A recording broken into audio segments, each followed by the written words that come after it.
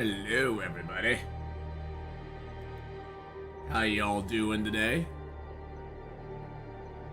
Hope everybody's having a great Tuesday, and we're ready to get back into it. We got some Long Dark today, we got some Nightingale today, Victorian, good morning, Elcor, good morning. Popping in on the YouTube and the Twitch side. Oh, boy. Oh. Actually got good sleep last night, so we're ready to go today. Ready to go today. Sorry we had no Long Dark yesterday. I had a very bad night on Sunday night, but hey, that's okay. We also still have our Warpath sponsorship going on, and I appreciate everybody who has participated in it so far. You guys have been awesome and amazing. Thank you so much.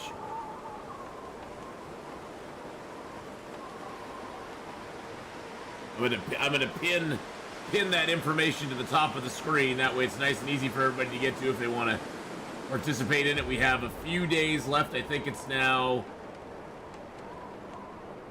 Let me check the time here. My week's going pretty good so far. Pretty good. I think we have, let's see... It's like a couple of days left. 2 or 3 days left. 2 days and 5 hours left. So... 2 days, 5 hours left. We've so far gotten 5 people that have done the Ops Center mission through Ops Center mission 10. We've had 4 people get to chapter 17, and 2 people have joined an army group. So thank you so much, everybody who's participated in that. You guys are awesome and amazing. I appreciate it so much. Good morning, Mike. How you doing, Mike Kiko? How's it going? Bavella, how are you doing on the Twitch side? Gary, good morning as well. What's up? Lucky 500 days. I normally die around 250-ish. But we right now are on day 419. So, and we are in Mountain Town at the farm. We're heading towards Hush River Valley. Our goal now is to get Signal Void done. So we're gonna go Mountain Town to Hush River Valley, then go back to Bleak Inlet, get that hatch, then go to Pleasant Valley. And then we'll start mapping some again. We'll get Ash Canyon mapped. We'll get Black Rock mapped. Which I know everybody's looking forward to me going to Black Rock, because you know how much I love that zone. No. You know how much I love Black Rock. We've got a lot of stuff here, so...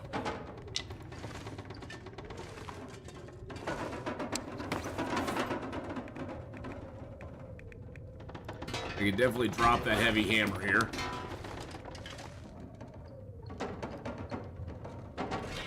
Alright, I don't need the hacksaw or the knife.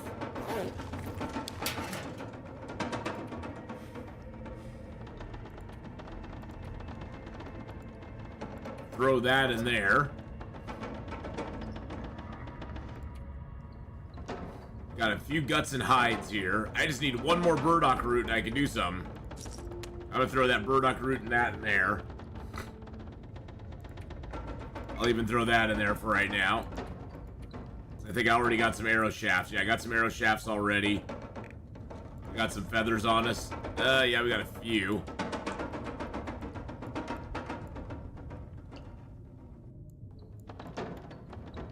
Got a couple nuts in there too. That's kind of nice. We'll have to grab those too before we go. Is it really storming that much outside right now? That's so annoying. So very annoying.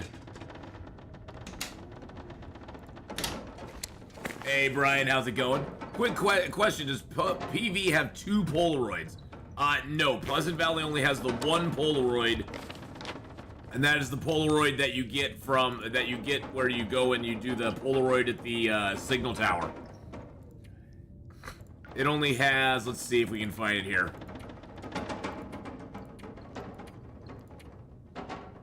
It only has this Polaroid right here. That's the only one it has. Is the radio tower one. I wish they grouped them together. That's interesting. That Polaroid's not showing up in my thing. I mean, I can look at it. But it's not showing up on my, I mean, that's what I believe of the airfield. And then here's the other one of the airfield. Yeah, unfortunately in Pleasant Valley, that will open up less than half the map. Yep. Yeah, Pleasant Valley, you'll need to do a bunch of mapping yourself. It'll mainly be on this northern side, and it's mainly over here. Thompson's Crossing and some of this. It'll open up a pretty good size area, but you'll need to do some over here, and I think you need to do some over on this side too. But yeah, unfortunately, Victorian, some of the Polaroids are really bad. I mean, the Pleasant Valley one isn't bad. It's just they probably need another. They probably need to do another Polaroid for that zone. Southside, good morning. Good morning. Good morning. How you doing? Me from Florida. Hello. And we got we have blizzards galore right now.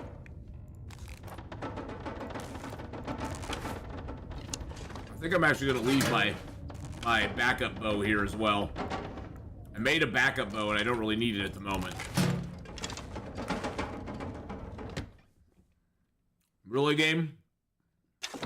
Really? Really? Hey, Ari, hello. Have you seen the Polaroids for zone of contamination? Those are even worse than BlackRock. I've heard that. I think I actually got. I think on my last run I actually did get some. And they did suck pretty hard. Let's go ahead and pass time for a couple hours. Oh my goodness. Blades with the 9-month. Our Twitch baby has arrived. Thank you, Blades, for the 9-month resub.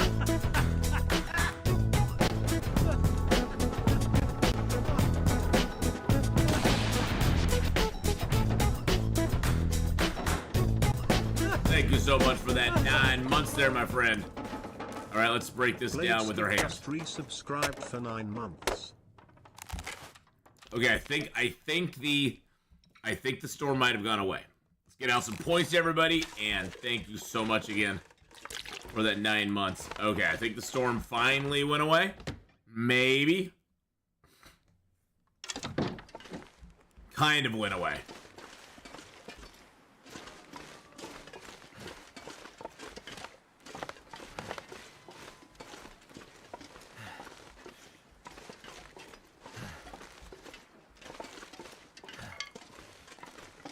Can you fully cover a map with only Polaroids? No. None of the Polaroids will fully uncover a map, unfortunately. There will always be a few little spots you need to go and map out. Well, more than a few usually. I'd say probably Milton is probably one of the better ones. I mean, there's only one Polaroid in Milton, but we still had to map out all this area over here. And some of this area over here. It gave us a good area, gave us a good general area in Milton, but we still had to go map a bunch of it out on our own. But yeah, just a random dude. You can get a very wide area. Sometimes there's some Polaroids that give you very little, but there's some that give you a lot. Hey Valor, how's it going? How you doing? But good morning, everybody. Tegeta, good to have you here. Hope you're feeling better.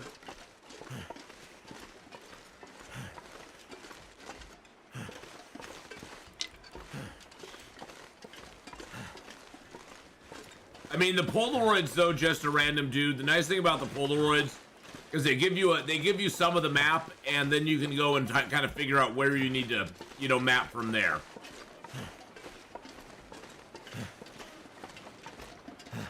Hello, Wolfies.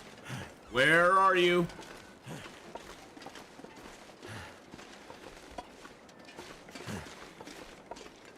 Always cut inside this gate. It makes the wolves have to find you a little bit weird.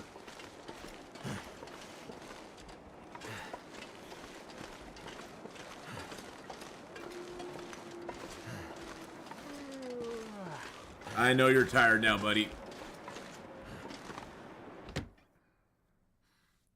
Yeah, the worst Polaroids are like BlackRock's Polaroid sucks.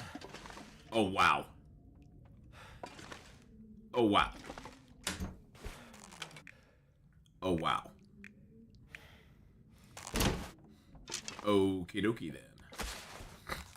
That's barely got anything in it, but we could take that. And we got these cans of food and three jars of salt here. And there's a ruined bedroll here. Did we read that book? I bet we probably did. Yeah, we read that. Okay. Alrighty then. Well, we're just going to Blackrock. We're just going to Hush River, so... Damn. How much fuel do we have on us? I do not need any of those sticks. If you have a choice to carry sticks or cedar, I always carry the cedar with me. It's much better. It lights just like a stick, and it lasts for longer, too, so...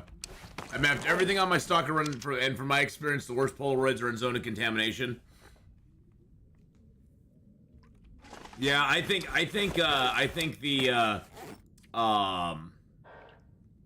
BlackRock ones give them a run for their money. I really do. Because the ones in BlackRock are pretty awful. But yeah, zone of contamination ones are not. They're no party either. Actually, that extra little bit would give me a full.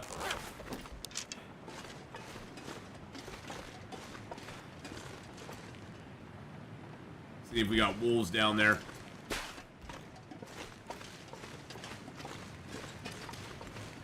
Hello, wolfies. Where are you? You have a suggestion, Tegetta. What's your suggestion? Hello, Matthew. How you doing? Any news on Long Dark updates yet? No, but I agree with Monado Blade, who was here the other day, who said we're kind of getting to that point here this month. We're probably going to see at least a dev diary that gives us some news, either late this month or early next month, would be my guess. Does anyone have recovered one mask filter on the beach? I have not found any beachcombing, but I may just be the oddball there.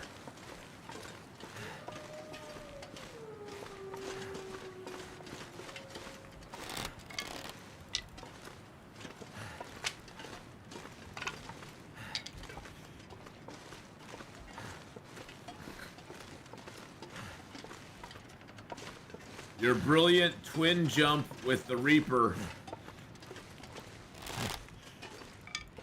could be clipped for a shorty. What do you think?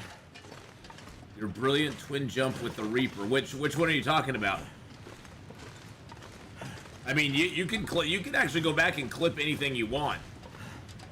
If you watch the old videos, if you watch the old VODs, you can clip whatever you want. Are you talking about the one with where the Reaper grabbed me? That one's already clipped. Oh, Jesus.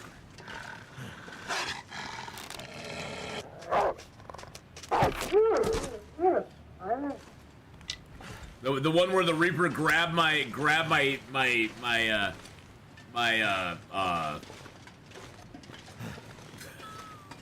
prawn suit? Yeah, I couldn't think of it for a second. My brain just like went, no. That one actually was already clipped. I put that up on my story on Twitch actually. I haven't uploaded it to YouTube yet though. But somebody did clip that, so I have to put a few little shorts up. But that's a great one to get up there, yeah. Yeah, that scared the crap out of me when he grabbed that prawn suit and he was shaking me around. Oh my god. Oh my goodness, that was not fun. I thought for sure, I honestly thought he was going to destroy my prawn suit for a minute. I was like, does he let go? It's been so long since I've been grabbed by a Reaper. Those Reaper Leviathans don't mess around, I tell you.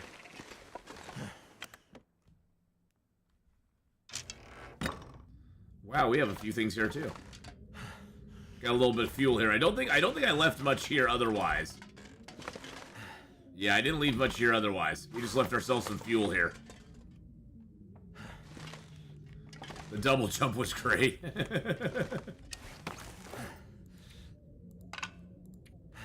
It was pretty scary. It was not fun. I was not real happy with it, to be honest. It made me sad. It made me question my reality for a moment.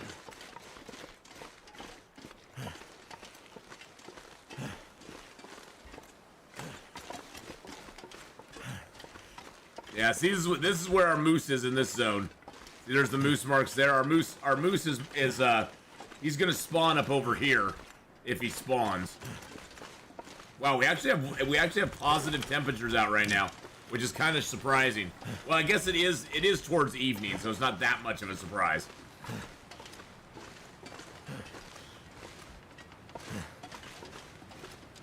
I mean, the moose will probably be up this time since we don't need him now. Yep, there he is. There he is. Yeah, since we don't need the moose, that's when he always shows up. The moose is like, "Hey guys, how's it going?"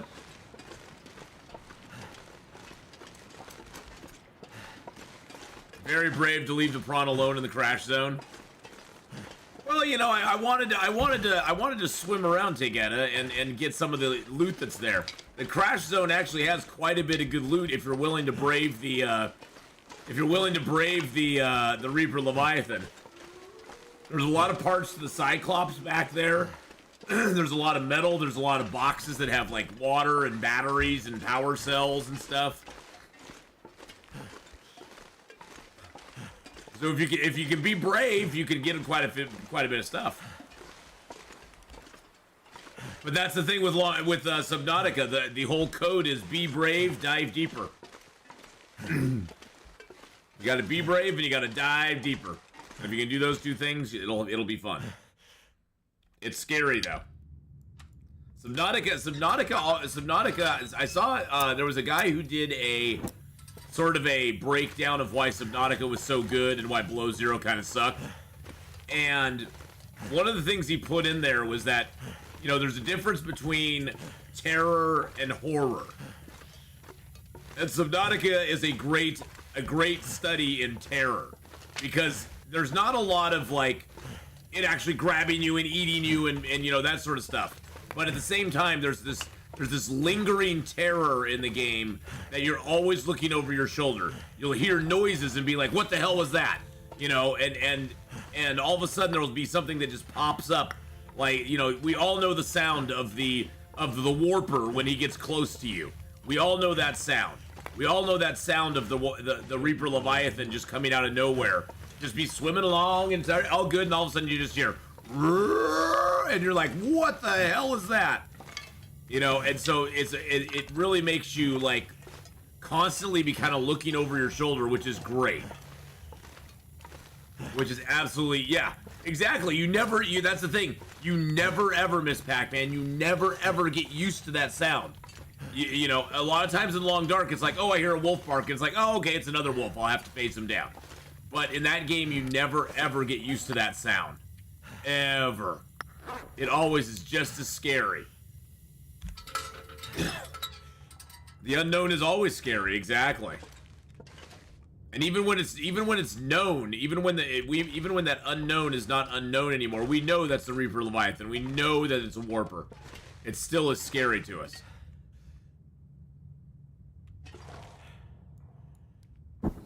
All right, let's just get a few hours sleep.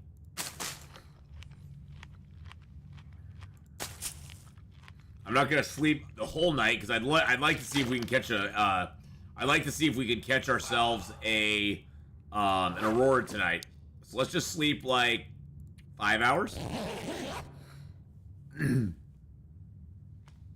By the way, boss, for the future session, would you like more or less fight? It's quite balanced. I think it's been well balanced so far. I like the balance so far, Valor. I like that we have a little fight here and there, and then I like also that we, you know, get to sort of do some role play and be in town and stuff like that.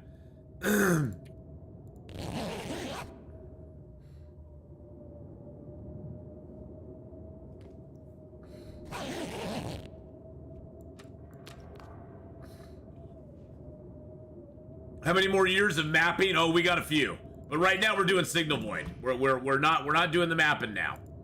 The mapping we're kind of laying off of at the moment. Because right now we got Signal Void to square away.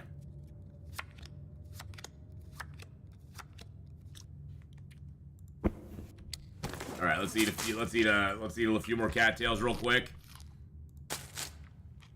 Yep, for probably the next week or so, we're going to be working on Signal Void. It all, you know, Pizza Plaza. It always depends on when the auroras hit.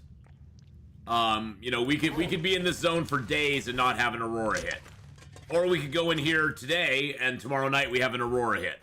I mean, it just all depends. There's no real rhyme or reason to it other than we are back in West River Valley, boys and girls. My favorite zone of the game. Signal Void, you're stuck at 83%. Yeah, I think right now we're at what, 33%, because we got to investigate. We already fixed all the towers. Now we just have to investigate in each zone and get the hatch opened up, and then look around in the hatches. And then the last hatch, of course, back in Forsaken Airfield. That one we're gonna leave till the very last. We'll get these 3 hatches: the one here in Hush River Valley, the one in Bleak Inlet, the one in Pleasant Valley, and then we'll head to Ash Canyon and Black Rock and map those up, and then we'll go back to Forsaken Airfield, get that hatch done, and then we'll also at that time start the Buried Echoes quest as well. That's the one you're stuck on in Forsaken Airfield. Do you want to know where it is? Do you want to know where it is? Or the approximate location? So you can at least track it down. I could give you the approximate location without giving it away. So just go if you're in that zone. Bop, there we go. Go up here to Justy's Hovel. So go from the airfield, just go up to Justy's Hovel, and it's right over in this area. Right over in this area somewhere. So from the airfield, go up the hill to Justy's Hovel, camp out there till you get an aurora or an electrostatic fog, and then it's right over here. You'll probably want to, there's one wolf that hunts up here. You'll probably want to kill him first before you do anything else, just to be on the safe side. And then just go out from Justy's Hovel. You'll immediately get it. Once you switch over to the hatch channel, you'll get it, and then you can just follow it right to there.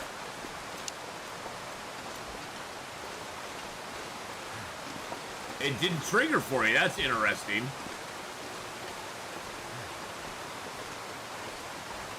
So you were in that area, but it never triggered for you. Huh. I've never had that happen before.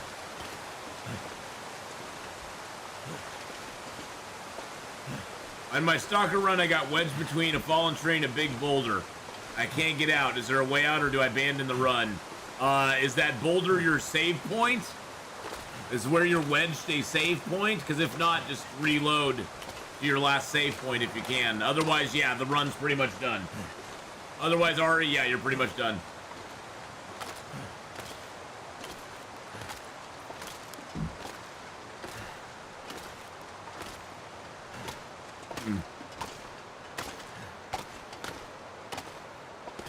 Oh.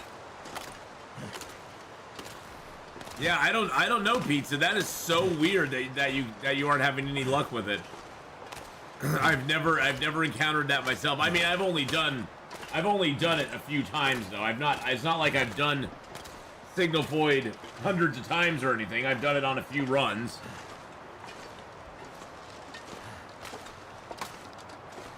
Well, hopefully, it sounds like Tegeta had the same problem, so hopefully that'll get figured out, and they'll get that squared away, because that sucks.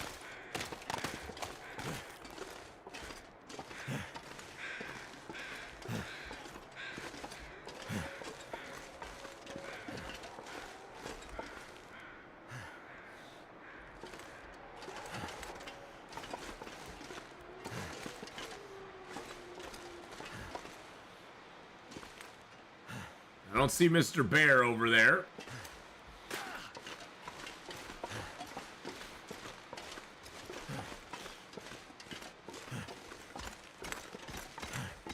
Oh, we got a little bit of food in here.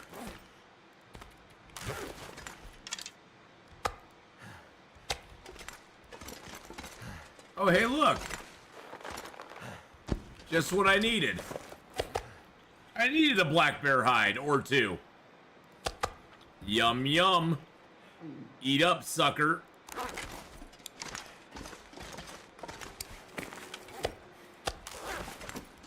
There's seriously no. Good lord, I wonder how many sticks I have here. Okay, what's the stick? What is the stick bet, boys and girls? How many do you think are here? Can carry much more. I'm saying there's about 145 sticks here, maybe. I'm gonna say 145. That's my guess.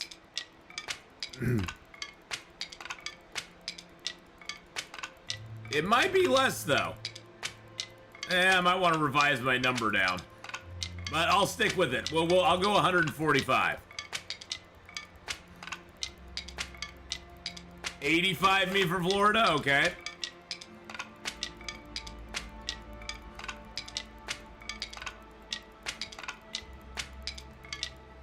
Anybody else got a guess? We're definitely overweight, that's for sure.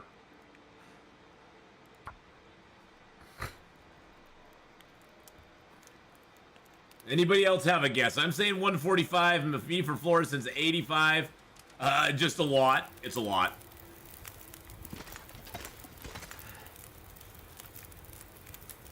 Total is 157. 157 sticks.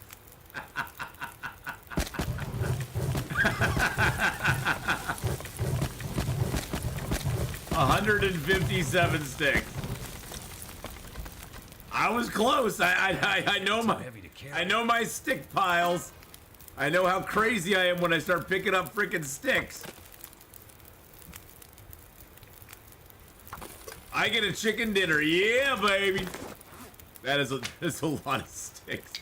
That is a lot of sticks right there. Oh, and then I got all this cedar. I got a bunch of coal here. Got a bunch of coal, got a bunch of cedar. There's more coal that spawned in the cave now, too. These are all coal respawns in here. Okay. How long will the bear coat take to repair? An hour and 12 minutes. Okay, I don't have that on there. I need another gut. Is there more guts under there? No. Okay.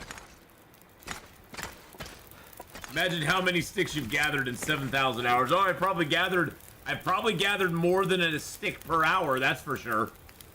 I would guess probably 4 times that. I would guess probably 30 to 40,000 sticks that I've gathered throughout the time I've played Long Dark, easily.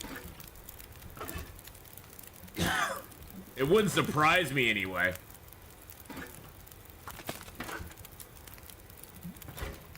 It's a lot to get it. It is a lot of sticks for sure. Whoa. Whoa. Whoa, whoa, whoa, whoa, whoa, whoa, whoa. Let's put 2 liters of water on there.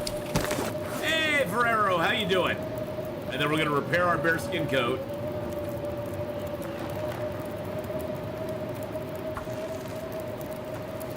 Yeah, we had 2 bearskins just sitting in this cave, just hanging out and going, hey, how's it going, guys? So we're gonna get both our bearskin coats repaired.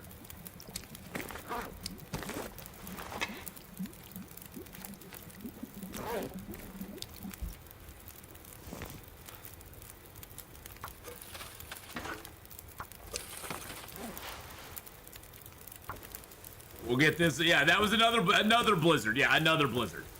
Yep. One more blizzard to add to the, and to check off the box of we had another blizzard.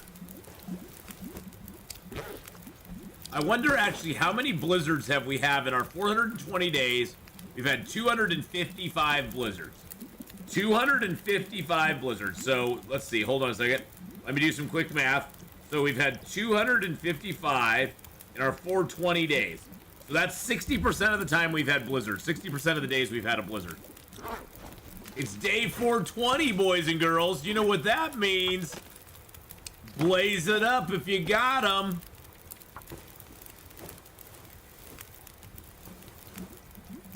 Will McKinsey likes day 420. Heyo.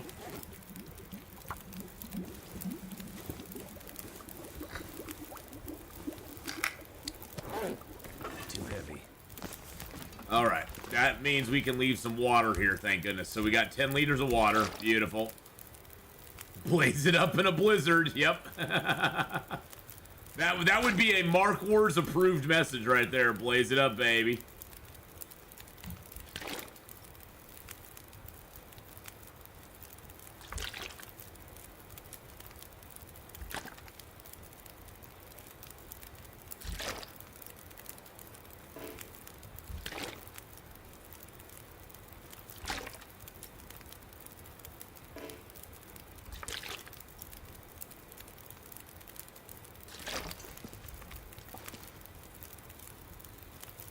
All right, let's get a little bit more.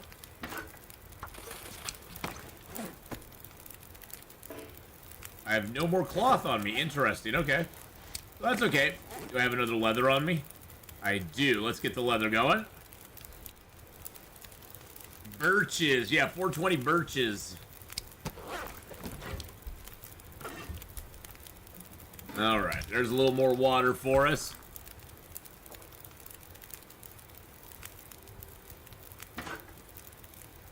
Actually, do I have some, I have some prepared birch bark to cook up. Let's get that going.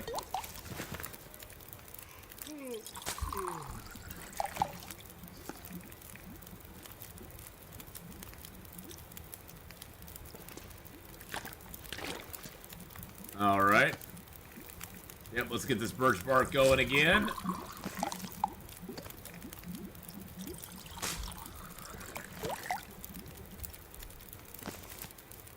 Get a little more water going. We're just going to leave ourselves a nice bunch of water here. That way, if we ever come back this way in the future, we got ourselves a good amount of water. We already have the food here. We already have the fuel here. Right now, all we're doing is just waiting for a, we're just waiting for an aurora so we can go chill out in that. Hey, Connor J! How you doing? That's my nephew, Connor J there. The hashtag nephew in the house. Nephew in the house. How's it going, Connor J? I hope you're doing good. Teresa, hello, hello as well.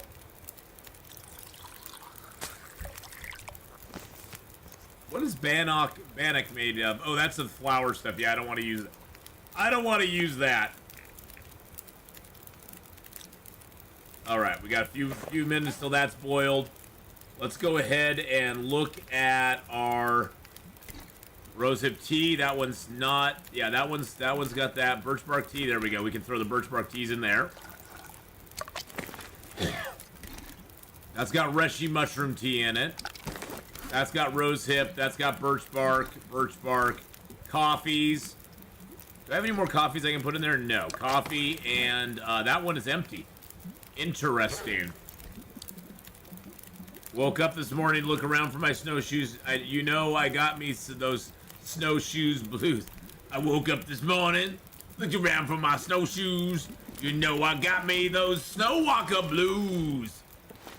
And I'm stuck in a blizzard. 'Cause I got blizzards every day.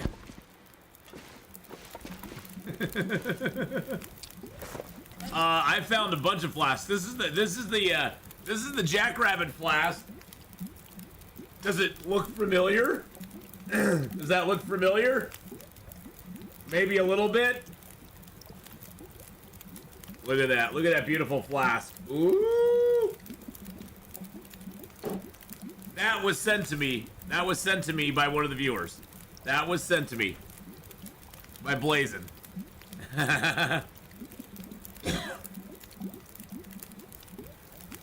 Use the repair transmitter, no go. It may just be a bug, pizza. It may just be a bug. One of the viewers made that and sent it to me. They took a flask. They made it the proper color. They even handmade. They even printed out a sticker for the flask. They made these stickers for the flask.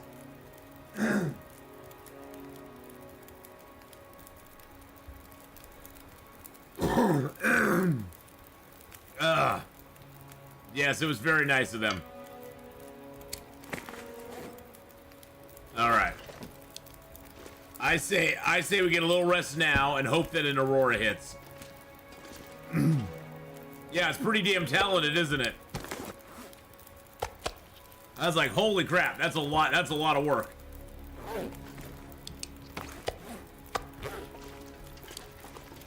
Well, then Justin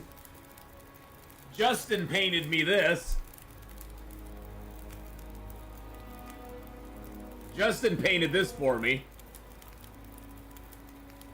A little long dark homage there.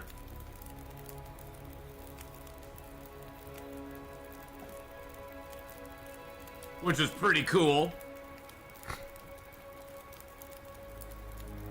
He even signed it for me. It's a signed first edition. When he becomes a famous painter or famous artist, whatever he does, I'll be able to be like, yeah, I got one of his original works. It's now worth $5 million.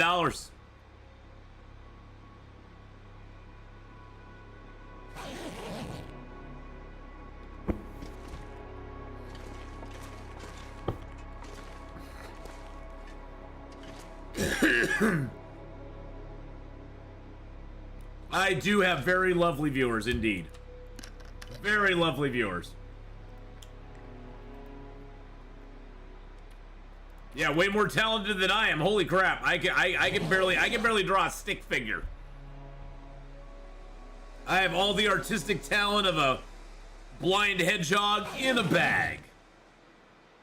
All right, we got no Aurora today. God dang it. All I want is a freaking Aurora.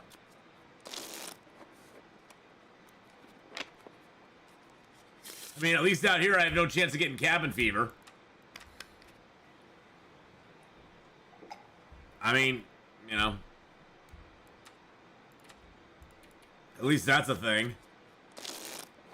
I do make a good stick man. But that's my talent as a stick man. Hey, Spartacus, how's it going? How's it going, Spartacus? Long Dark and Ath has a really amazing set of groupies. Well, we are hardcore. No, we are not in the airfield anymore. We are now in Hush River Valley.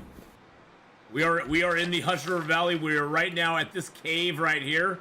We're waiting for an Aurora so we can go over to this hatch.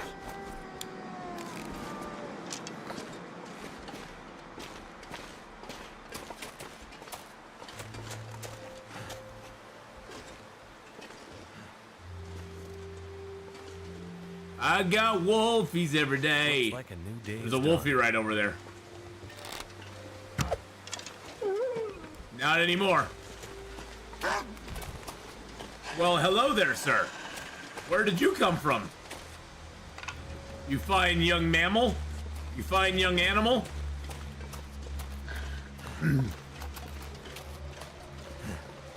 Mean old doggy.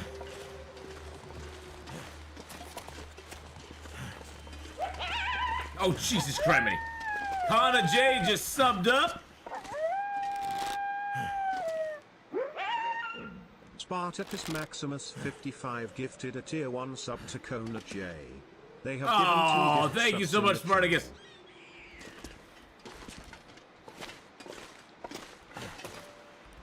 For gifting a sub there. That was so nice of you. Wow. Okay. Woo! Let's go. Kana J, welcome on into the Ath Pack. You get that free gifted sub there. Very well deserved. Singing, for example. Oh, I don't know about that. Nobody's ever gone gaga over my Lady Gaga. Nobody's gone goo-goo over my Lady Gaga. I like to sing in the shower. Twice it's now jammed on the last bunker. Oh man, I'm so sorry. I would imagine it's probably a bugged file. It sounds like some others have had issues with that too. So, all right, let's drop this gut right there, and let's drop the rabbit hide right there.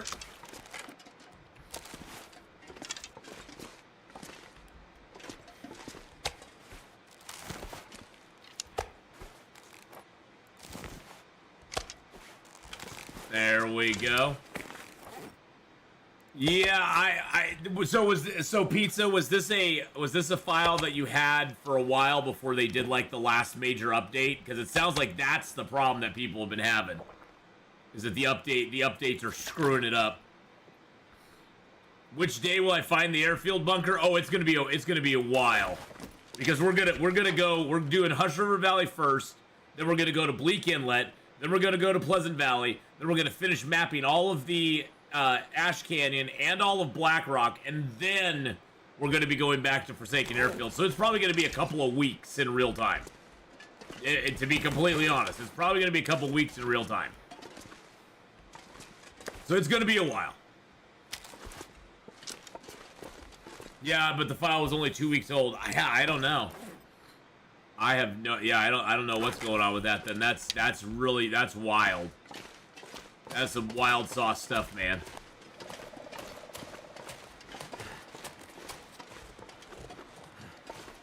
Now, to my guesstimation, we should have a bear over here again. There are some cattails. Who gifted you the sub? That was, the sub was gifted to you by Spartacus Maximus. Spartacus Maximus gifted you out the sub. I had to look up at my feed there. And thank you for gifting out that sub, Spartacus. That was very nice of you. You're looking forward to... I'm not looking forward to BlackRock. Fiero, shut your dirty mouth. I'm not looking forward to BlackRock.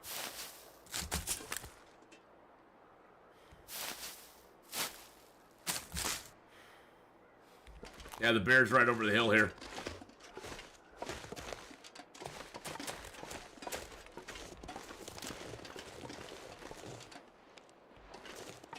Oh, there he is. Hello, Mr. Bear. Hello, Mr. Bear. How you doing today, buddy?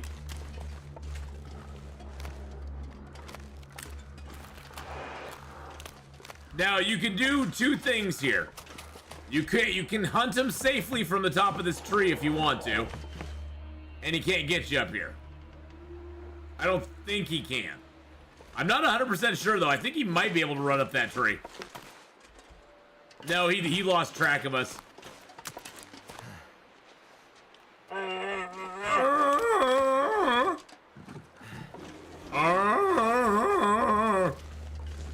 He gets very pissy with you.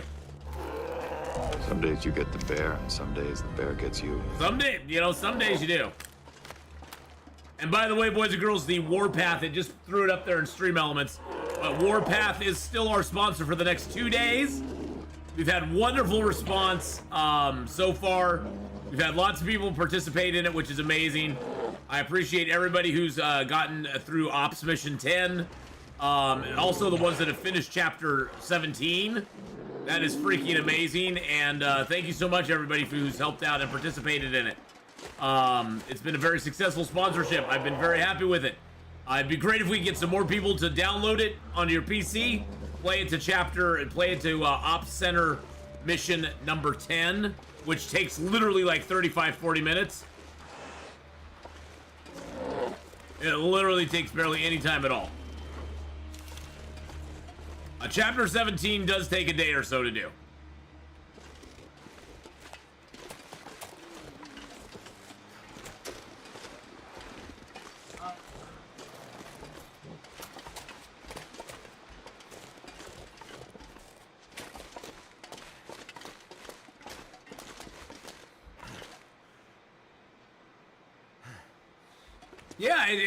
Yeah, the sponsorship's gone good. It's been a good sponsor.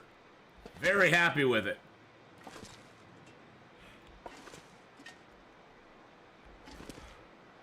I think they actually lose track of me in this cave. Nope, there he is.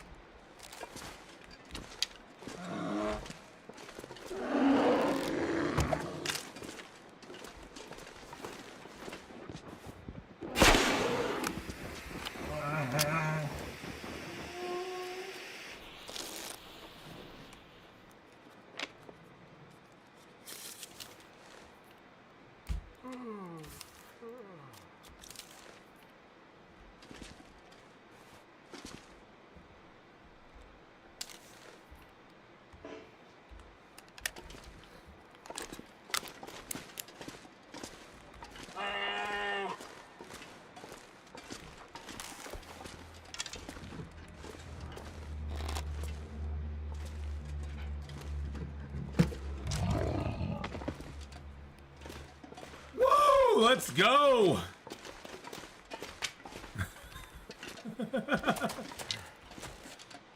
Let's go. Hey, Mr. Bear, how you doing, buddy? Woo! that was nerve-wracking. I was like, is he gonna charge? Is he not gonna charge? What is he doing? What is he doing? Oh my goodness gracious. All right. Well, hey, Mr. Bear, how's it going, buddy? How's it going? Hey, let me build a little fire here by you. That can't get blown out by any windstorm, because that's always good. Woo! Oh my goodness. Well, hey, I figured since we're here and we have nothing else to do because we're just waiting for an aurora at this point, we might as well just have some fun, you know? Might as well just do something interesting.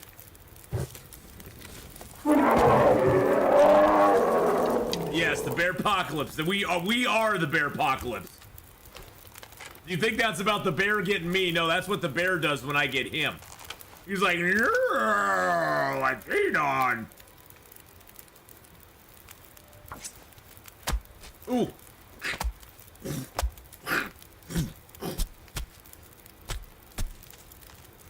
In real life, that'd be meat for a year. Yes, it would.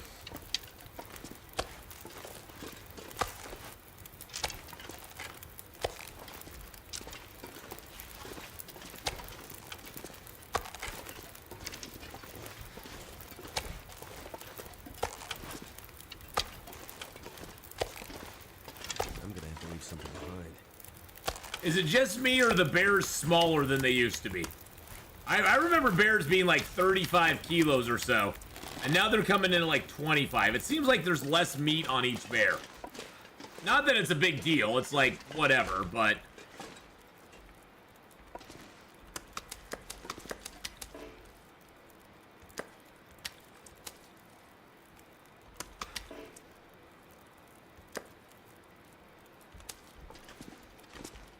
You got a 33 kilo bear? Well, I just got a baby then. That must be it. I just got a baby. Have a good look there, Spartacus.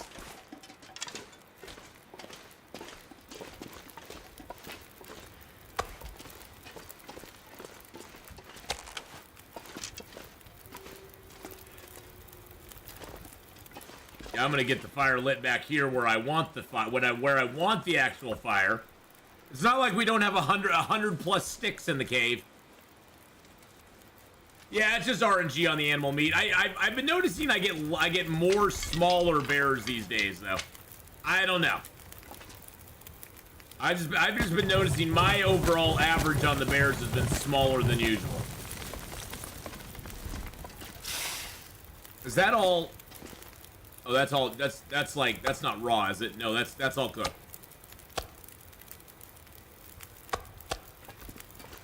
Yeah, no, that isn't cooked. Oh my god, so this is all uncooked bear meat here. Wow.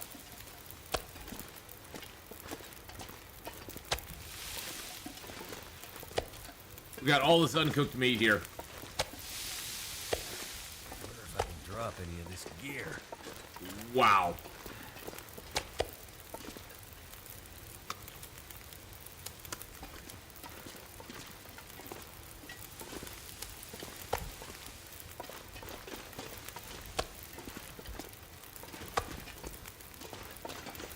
That's crazy.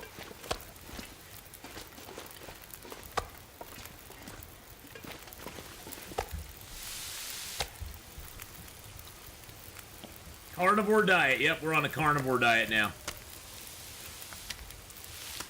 You're sick again, bad boy gamer? Oh my gosh, man.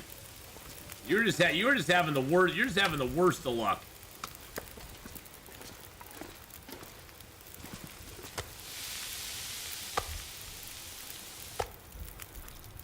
I'm so sorry, man. That sucks.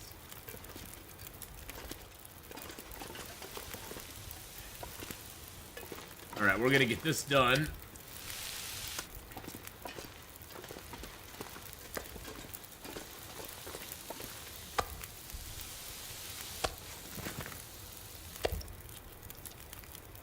There we go. If I don't rest soon, I'm gonna faint.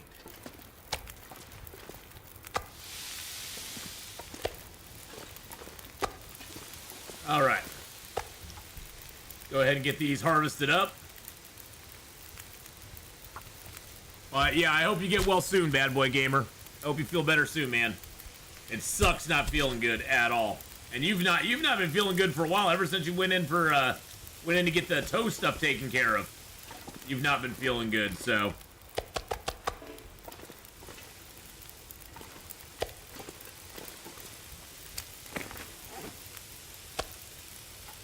I hope you start feeling better soon, man. It's no fun not feeling good.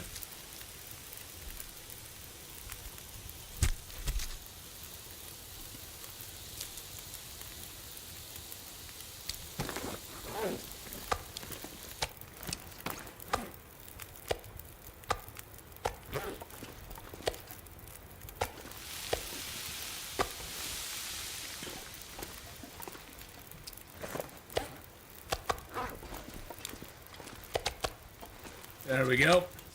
You get less meat if you quarter, not by a lot, Redemptive. There's not a lot of meat loss when you quarter now. It's a small percentage, yes. You do lose a little bit of meat when you quarter. Is it a lot of meat? No.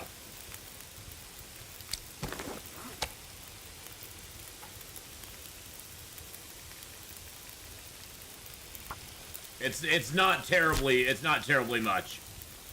And usually with the larger animals, I mean, even if you lost a kilo of meat for quartering, to me it's totally worth it. I find doing the quartering is totally worth the meat loss that you incur.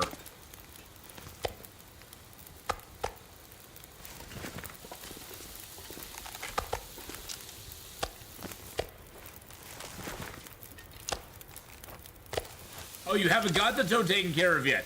That was the double hernia repair. Oh, that was yeah, see, I knew you had something done. So your toe is still needing to be taken care of. Good God. Good God, man. Well, I got them mixed up. Doesn't surprise me, though. I get a lot of stuff mixed up these days. Getting old sucks. Surrounded by snow. Nothing to drink.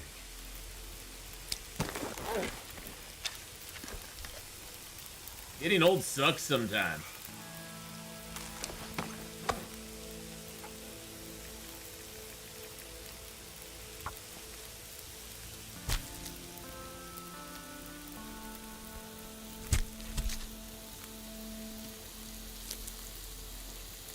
Too much stuff to carry.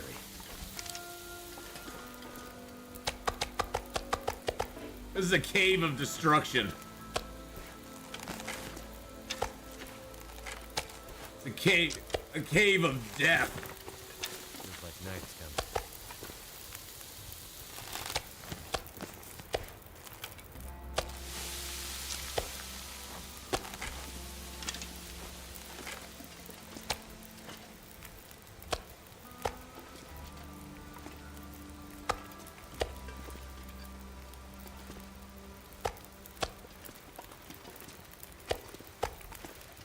We've got deer meat in here. We've got bear meat in here. We've even got some rabbit meat in here. We could always make up some deer pies before we go. That way we could have a little more carry weight pies. I don't know if I'll need to do that, but we could do that if we wanted to. I just hope there's an aurora tonight. That would be just fantastically awesome. It doesn't seem like it'll be an aurora night, but you never can tell. Sometimes the auroras just come out of nowhere for you.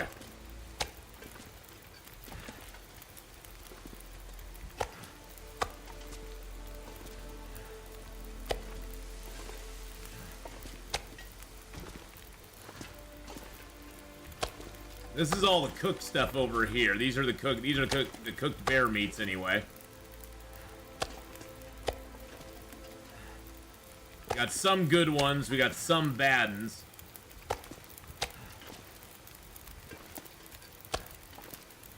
Most of it's ruined at this point, which isn't a big deal. Because we have cooking 5.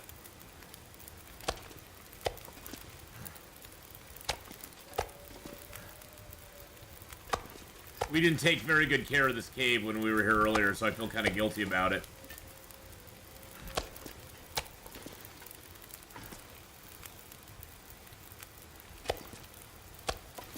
Symphony of Destruction.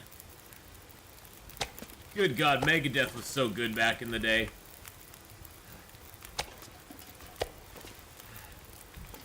Dave Mustaine was awesome.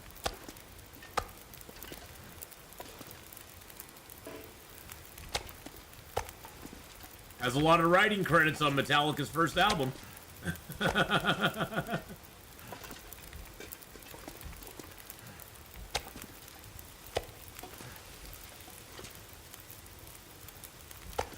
All right.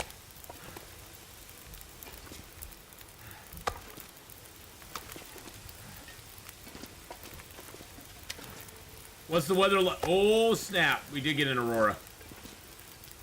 All right, here's what we're going to do.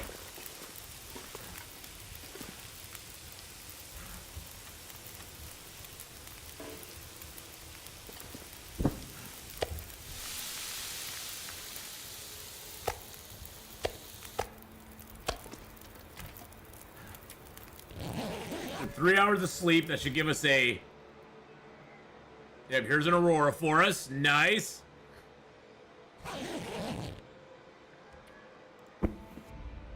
Full-blown aurora. That's amazingly awesome. Let's grab that.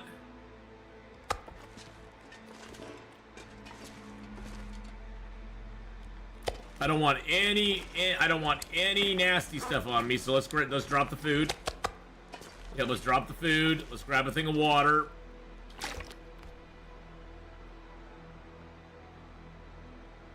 Now this is the most dangerous part because we're going to be traveling.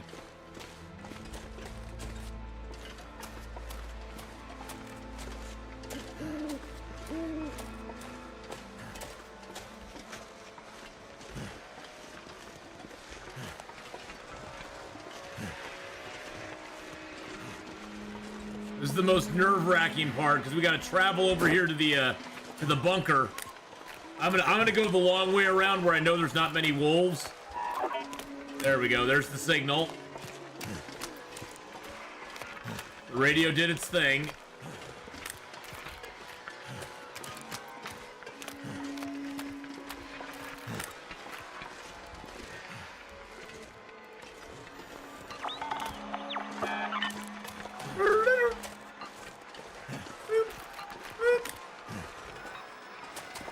So the weather here in Oregon, it's gray, cloudy, and about, let's see, what's the weather right now? It's gray, cloudy, and 40. That's it. It's nothing special here in Oregon. Oregon and the Willamette Valley, we get very temperate weather. It's never really too hot or too cold here. We get no tornadoes, hurricanes, lightning storms. We get some heavy rain every once in a while, but that's about it.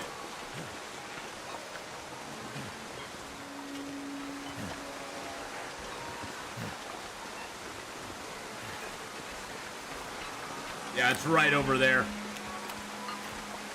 See that big rock over there? It's right behind that rock. I'm taking this way around because there are some wolves that sequester themselves over there nearby. We're going to take this sort of circular route.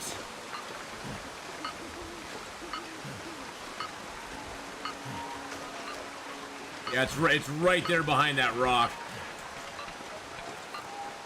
Oh, this worked out great. We only spent, what, 2 days here? And we found out we got an aurora? That's nice.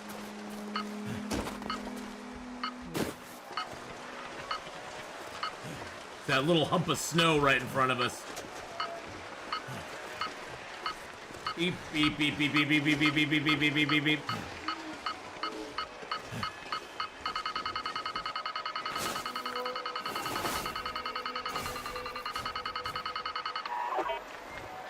There we go, baby. Oh, yeah. Let's go.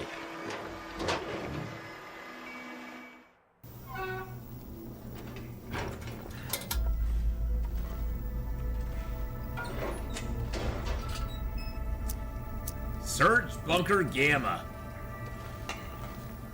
Now, the nice thing is, once you open this bunker up, boys and girls, you now have a workbench in Hush River Valley. Which makes Hush River Valley a place you could come and live almost exclusively if you wanted to. The only thing you don't have, well, actually opening this bunker up gives you another thing.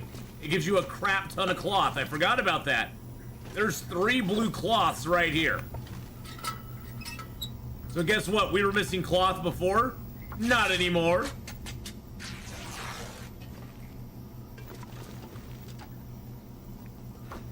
Mega, how you doing, buddy? Yeah, this having this bunker here in this zone is amazing.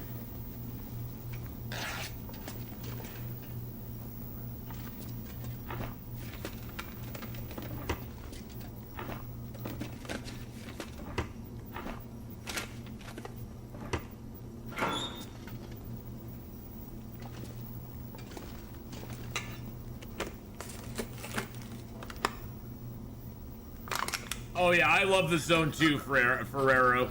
It is such a great zone. It's one of my favorite zones in the game. So yeah, now we have this here, and I'm gonna read that in a second. But yeah, now we have a workbench in this zone. There's a kitchen here that'll usually have a few things of food in it if we can find them. Tomato soup. A little bit of water.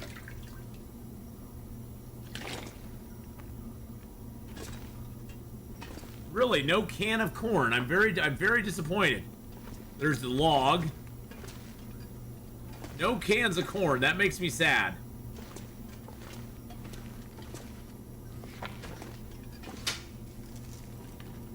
And there's beds in here as well.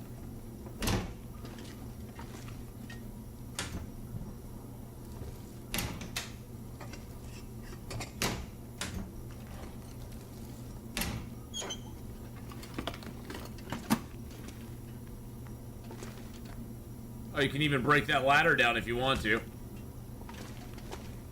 Toilet here with a little more water in it. Something's gotta go. Nope, nothing's gotta go. This is a very small place. Okay, so go ahead and put that away.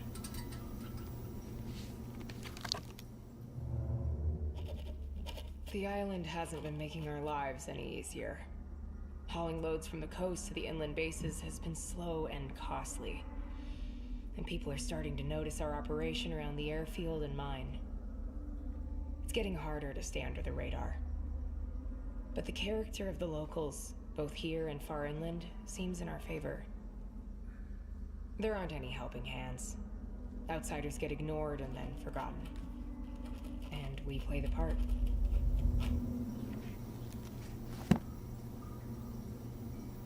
All right. Break that cloth down too.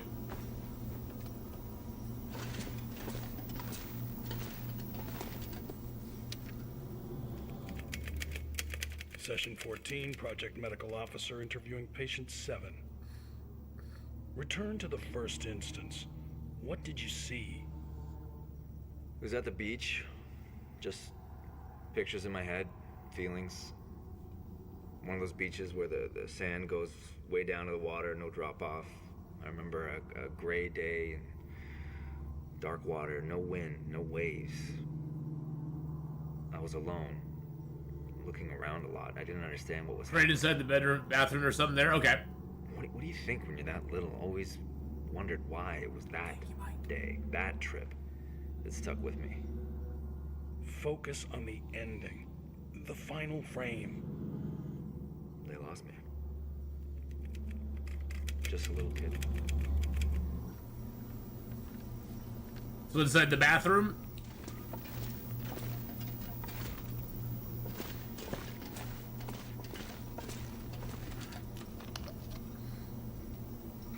Actually, let's get a sleep first, and then we'll go look in the morning. I'm super tired. Woo! We got the first bunker uncovered and done.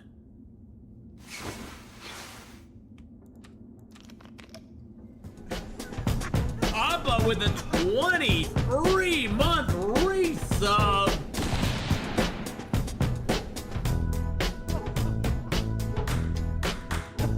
Thank you for that 23 months, Papa.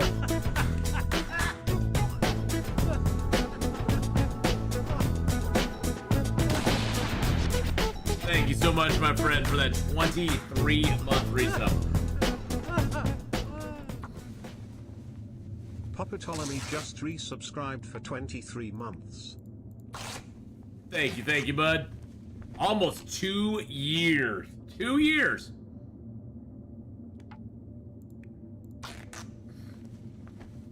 Woo. All right, let's get our lantern out. Take a little look around again. We got to sneeze. Too heavy. There's a little nip in the air, that's for sure. Nothing up there? Okay, sometimes there'll be stuff behind those curtains. Okay, there was something in the bathroom? A box in the bathroom. There's a metal pail. Oh, there's... Is that what you're talking about? That can of corn? That can of corn that we just got?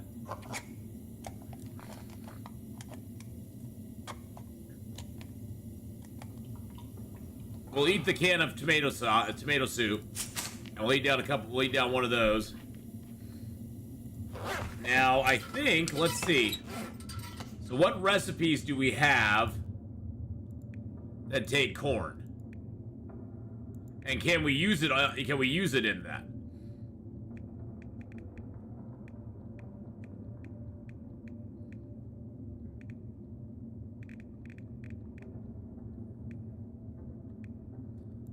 Oh, I bet it's the porridges, right?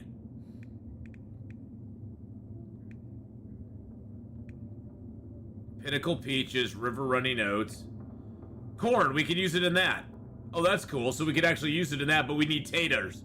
And we don't have that. Taters. So we found our first can of corn, and there's no good potatoes. There's no good potatoes in the rest of the game.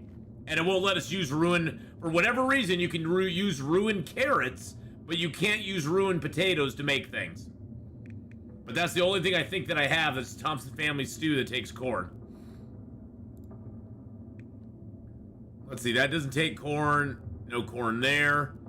The Stalker's Pie, though, I could make that with those acorn grounds that I have. I could make that with wolf meat and black bear meat. That's not a bad one to make at all. I'm looking at the other stuff that acorn grounds are used for. Because I have a lot of acorn grounds. I doubt I'm going to be able to use them all. Yeah, that's the disappointing thing about the taters, is that you can't use them when they're ruined. Once they're ruined, they're just... You can bake them. You can bake them into a baked potato, but that's it. You can't actually, like, use them to get another... You can't use them in any recipes. Oh yeah, the corn, you can warm it and eat it by itself. Oh yeah, for sure. Yep, you can eat the corn itself. The corn has 295 calories in it, and you can heat it up and eat it all by its lonesome if you wanted to.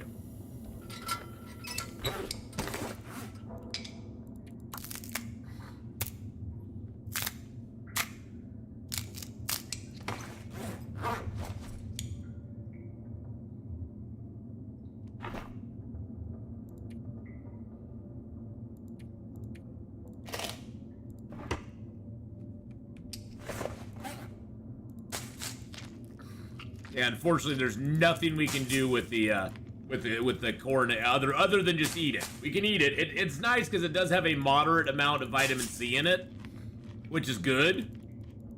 Because that'll help stave off scurvy. But unfortunately, we can't use it in an actual recipe.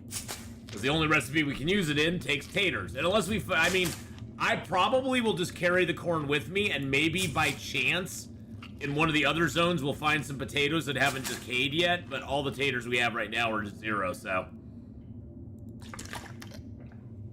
Which makes me sad.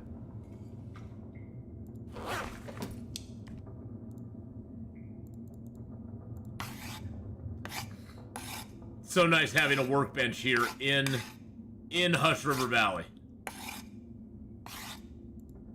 That's just fabulous, fabulous news. Bye-bye, Hush River Valley cash.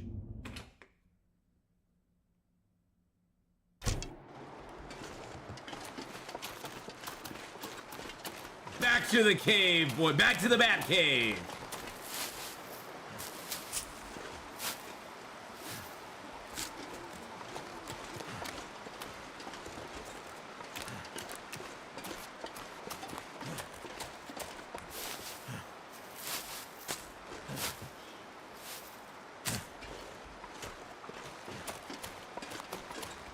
Hello, rabbits. Hey guys, how you doing? I'm your friend. I don't mean you any harm. I mean, if a wolf happens to kill you, I will eat you, but...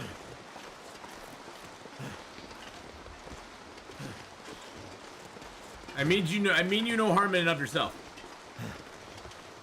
Hi, Atheenon. Do you hear something about Long Dark 2? As far as I know, they have no plans for Long Dark 2. I mean, they are working on other games right now. They have several other projects that they're working on.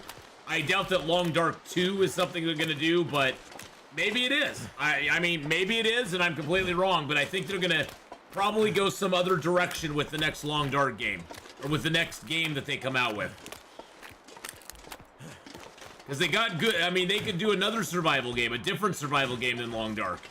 Something with some of the same basic ideas, but maybe a different environment. Maybe something with seasons. Maybe, you know, they could do a whole bunch of stuff. But I don't think they'll actually come out with another Long Dark game. I think if they come out with something, they'll probably go and do it in a different direction.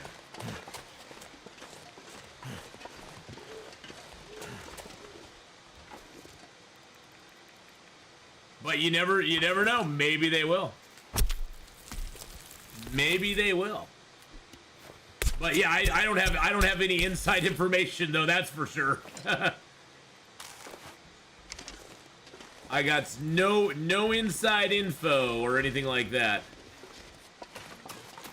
If I did, I probably wouldn't be able to tell you about it anyway.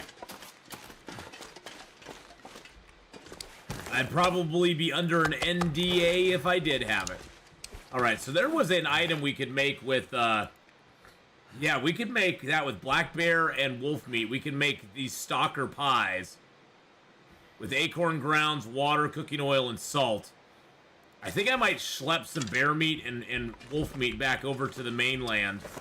How much does it take of each one? Oh, it's only a half a kilo. So if I took 6 kilos, 3 bear meat, 3 wolf meat, I could make like 6 of those. That'd be awesome.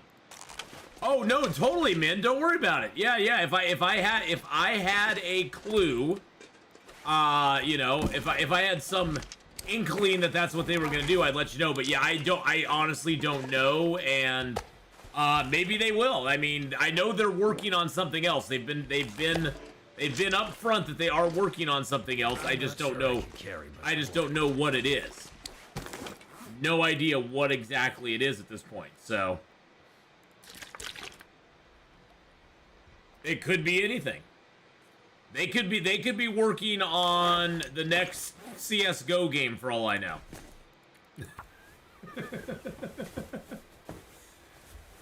Yeah, the next game they're coming out with, it's a first-person shooter.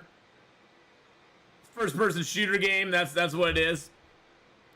It's gonna be based on the Long Dark, but not exactly the Long Dark. You know, it's a Long Dark PvP first-person shooter game. Kimiota's gonna be the ultimate shot in it.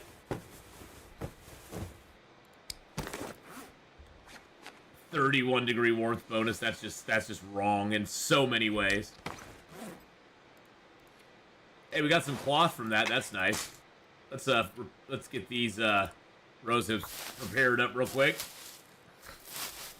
Oh, Bad Boy Gamer, so sorry, man. Go get some rest, buddy. Go lay down and get some rest.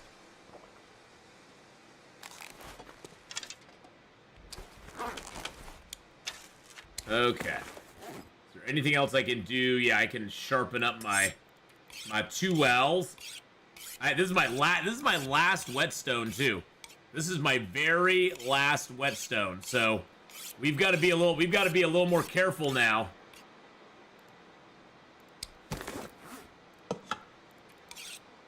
That's my last whetstone and my last sharpen right there. Yep. So 400 days in, and we've now gone through all of our whetstones.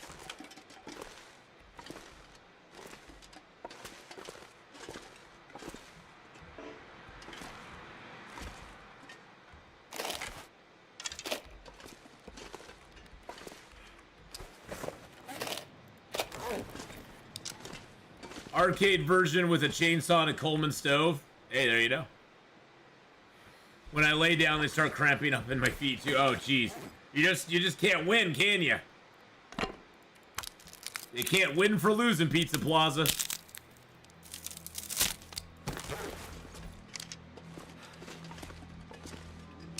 Or you can't win for losing, Bad Boy Gamer. Sorry. I was looking at Pizza's name, not yours. I don't know why. Let's drop the book here, too.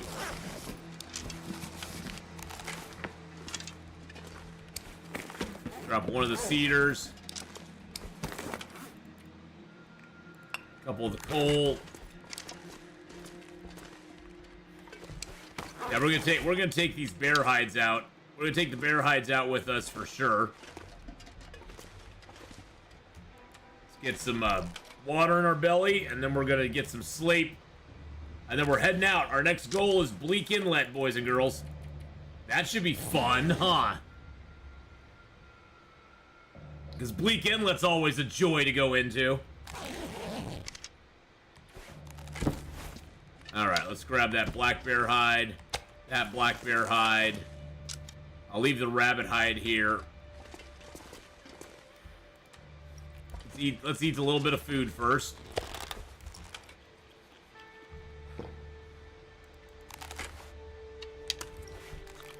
Bannock is a Scots thing, also a Northern Irish thing as well. Looks like I made it through another night.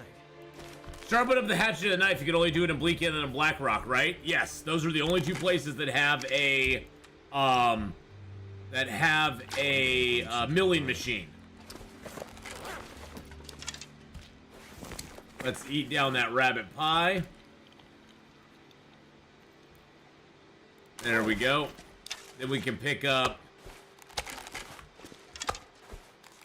1, 2, 3.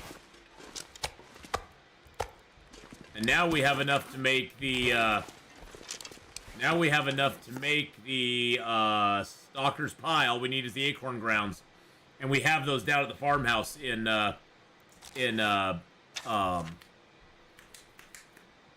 Milton. Duh. Yeah, the farmhouse in that place. In that place there, yeah.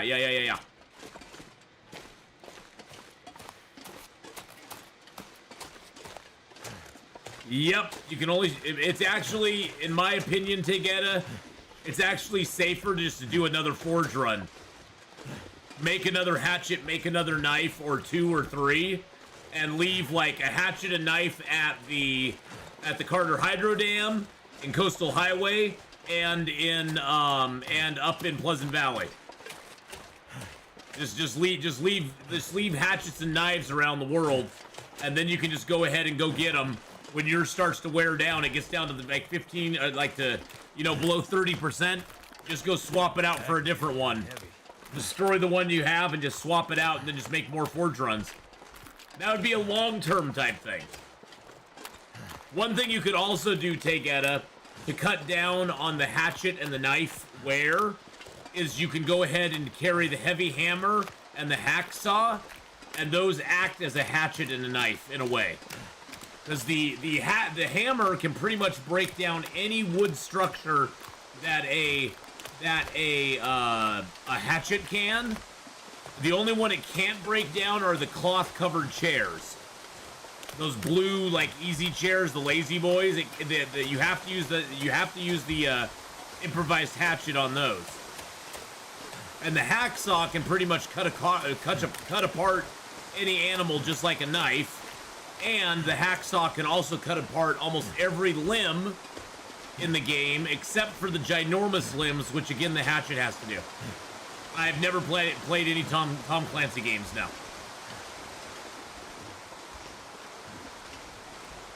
Nope, those came out when I was playing EverQuest, so... Anything that was released between 2000 and 2014, I probably have never played. 99% of the games that were released between 2000 and 2014, I've never played. Because I was only playing EverQuest and EverQuest 2 back then. Yeah, I can literally name the few games I played between 2000 and 2014. I played Halo, Halo 2, Knights of the Old Republic, and that was it. I can't think of any others that I played. Except for EverQuest and EverQuest 2. Yep, KTOR. You can't forget about KOTOR. That one I played as well.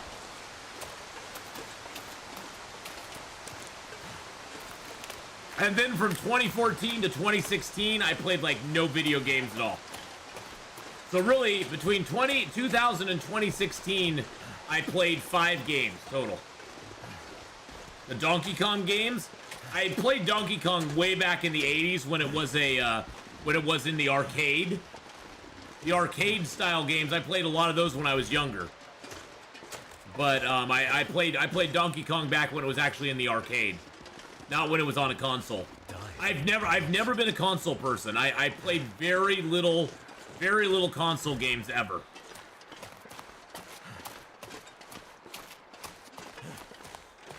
Halo, Halo 2, and Knights of the Old Republic are like the 3 console games I played, and that's because my son had an Xbox, and I got into Halo 2 big time. That one I did get into really heavy.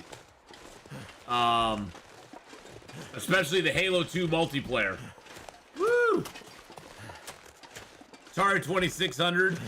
Yeah, see, the Atari 2600, I mainly played Adventure. That was my favorite one. Oh yeah, Halo 2 Online was just so good. Halo 2 Online was... I actually went back. There's some guys who have YouTube videos of some of the old Halo 2, like Zanzibar and stuff like that. I went back and watched some of those, and I'm like, oh my god, I miss that so much. And like, oh, Halo 2 Online was so freaking good.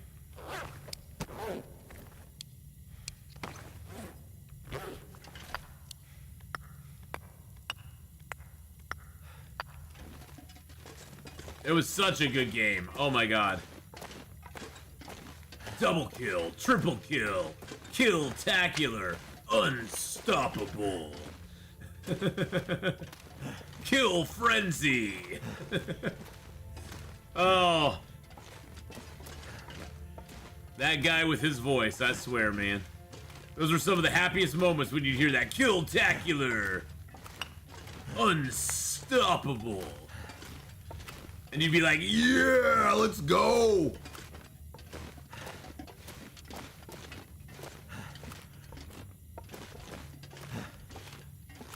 I mean, I still remember, I ran into a guy's base. I think it was on, I forget what zone it was on. It was on the one, it was a capture the flag, and it was on it was on that, the one, I think it was containment. I think that might have been it. But I ran into their base. There was like 3 guys in the base, and I just shotgunned all of them. And I was just like, double kill, triple kill. You've taken the flag. It's like, it was just so great. There's no better feeling. No better feeling, man. That game was very triggering, though, too. You could get very triggered very easily. And a lot of people cheated, too. Well, once Halo 2 was out there for a while, a lot of people started cheating on it, which kind of sucked. But, I mean, I remember standing in line for my Halo 2 Metal Box Edition. Going down to the mall and standing in line to get that the night that it came out. Oh man, it was like, yes, let's go. Those were the good old days where you had to go stand in line for a game. You'd go and you'd enjoy, you know, you and everybody else there would be all getting hyped up about it. You'd get all pumped up, you'd be talking about it, you'd be talking about how great it was. There's a sense of camaraderie. You actually had to like go out and interact with human beings. I know, what a shocker. What a shocker, that human interaction. What? Hey, Chili Mango, how you doing? You remember the store named Babbage's for games? See, we didn't get them at Babbage's. We had GameStop and There was a couple other ones around. Babbage's I never went to though. No. I don't know if Babbage's was a West Coast thing or not. Stand in line for San Andreas GTA. I know. You have to stand in line for games. I mean, that was nutty.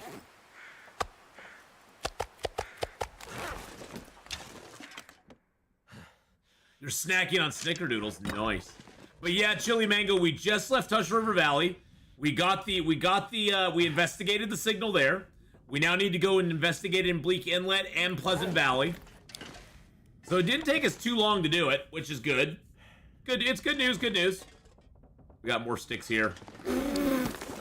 I've got sticks everywhere. I had 150 sticks in Hush River Valley. Just sitting in a cave. Just sitting in a cave. Eh. They're just there, you know. It's just like, hey, how's it going?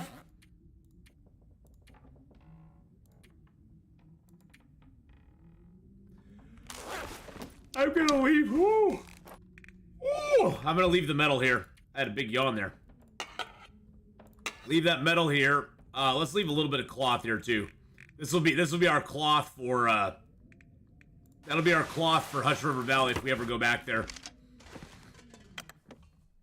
Dun, dun, dun, dun, dun. Let's go, baby. I wonder if I can drop any of this gear. No! No, you may not, sir. That's a big fat no with a side of no sauce. But Chili Mango, I hope you're having a great day. Thank you for coming by on the YouTube side and hanging out. Don't forget on the YouTube side, boys and girls, if you haven't yet, make sure to smash that like button over on the YouTube side. And, you know, and also do the old, you know, subscribe if you haven't already as well, you know. Has anyone had trouble with the final signal in Forsaken Airfield?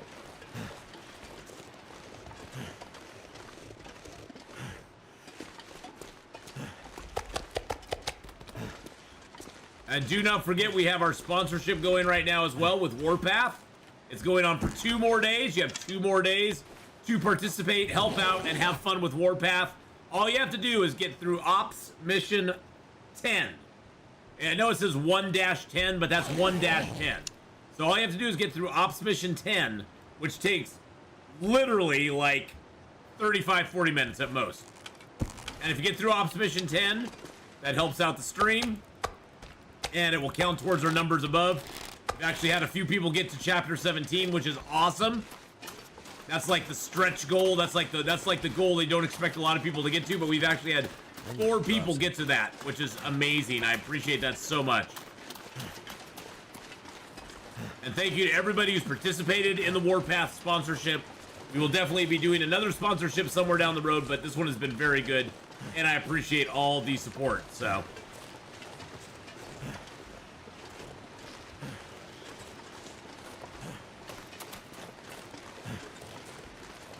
I got a moose into the trailer on a pond. You mean the moose up there? Yeah, that moose was up there, but I didn't kill him because we don't need him. We don't need him.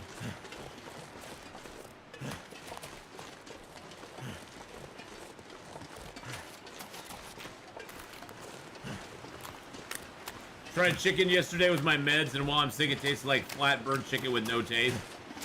Yep, being sick can definitely make your taste buds not work quite right.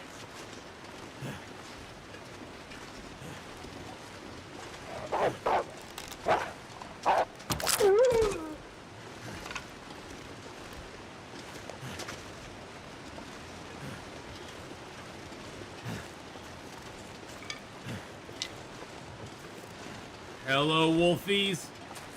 Where are you? I've got lots of stinky on me. Make a cooking video of all the cool stuff you can make. Moose pie. Can't make moose pie.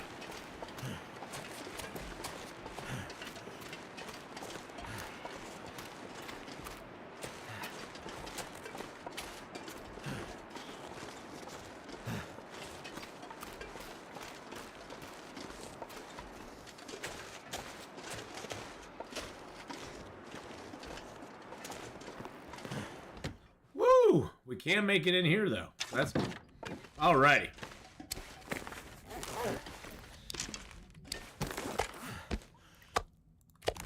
Drop that bear hide here. That can just cure in here. Yeah, we've got a few things here. We got a couple things here. Got these cans of food here. Got these salts. We've got another old mill flour.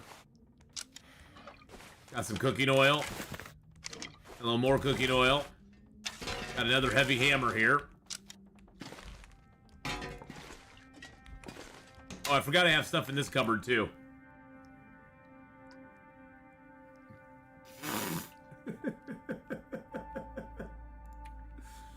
$264 rose hips, 32 mushrooms.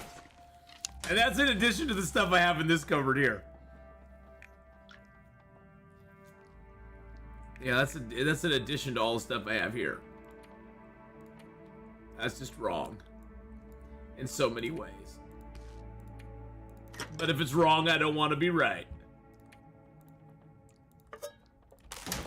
Alright. So, Stalker's Pie, I need... No, Stalker's Pie. Stalker's Pie. I need the acorn grounds for Stalker's Pie.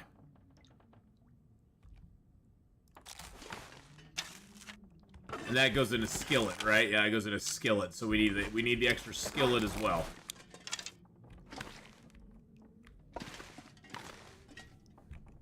Are you wearing dual skin and bear coats? Yes, I am.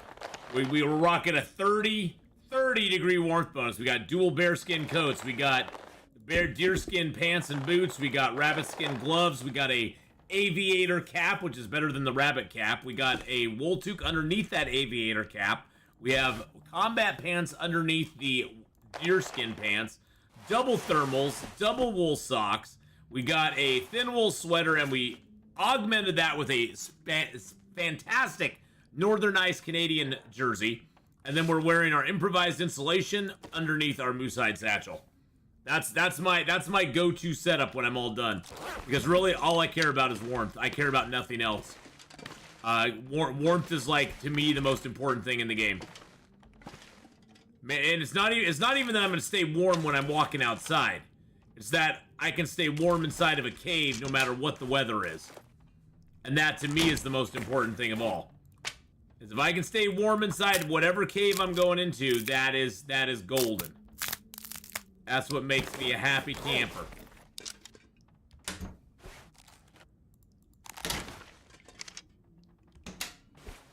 The moose hide cloak, it used to be really good, now it kind of sucks. Unfortunately. I'm not gonna be able to carry this load for much longer. Yeah, the moose hide cloak used to be my go-to, but not anymore. Not any longer. It kind of fell out of favor back when they nerfed it.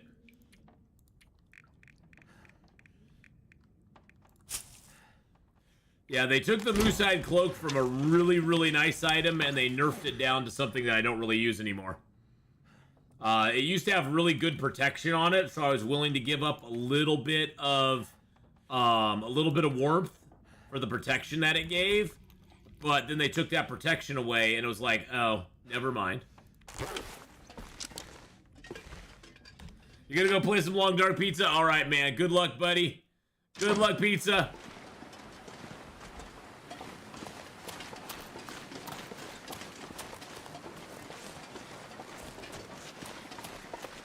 But yeah, I personally like the bearskin coat. That's my go-to. It's my fave. Yeah, the moose hide cloak used to have a lot over the bearskin. The bearskin used to be, I think it was like 18% protection versus the 25% protection that you got from the moose hide cloak, and then they lowered it down, or maybe it was 15 versus 25. The moose hide cloak used to have like 25% protection on it, and then they lowered it to 20. They upped the bearskin coat protection, and they lowered the moose hide cloak protection. And at that point, the moose hide cloak for me, I just went, yeah, it's not really worth doing.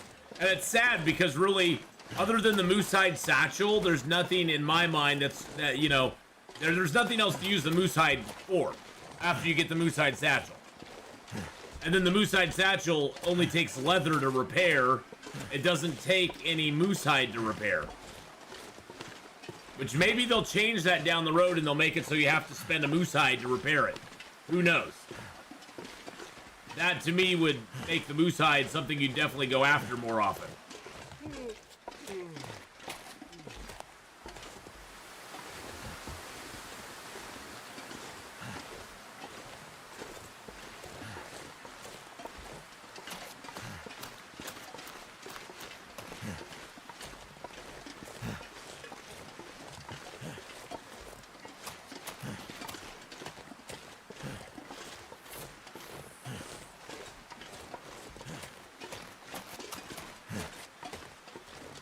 Gotta figure out what loot we're gonna take down the hill with us, too. We'll get all sorted. We'll get sorted once we get back to the farmhouse here. Oh, there's a wolfie.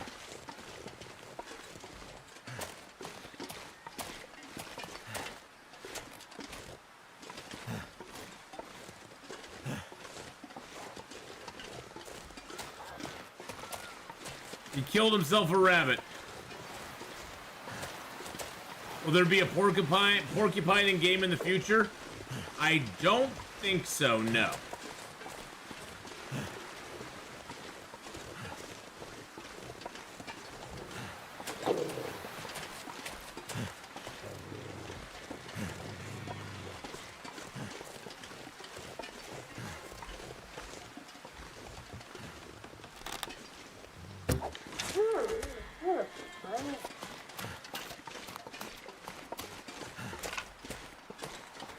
Poor Wolfie never had a chance. He was just eating dinner.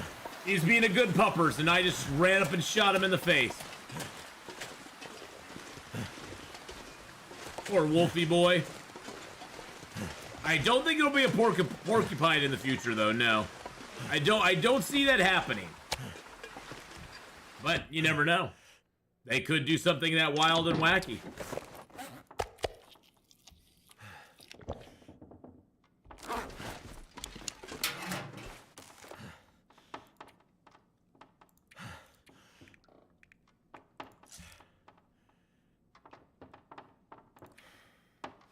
Deer skin in there. Got matches in here too. Wow. That's a lot of matches. Okay.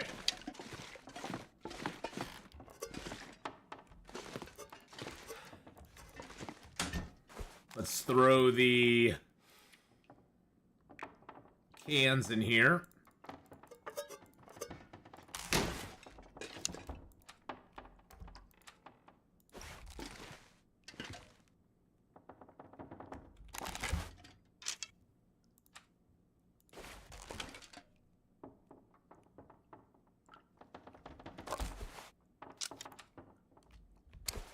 I have cans. Oh yeah, I got these cans here.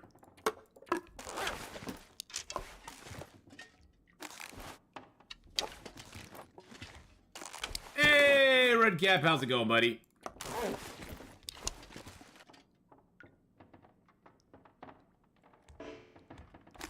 There we go.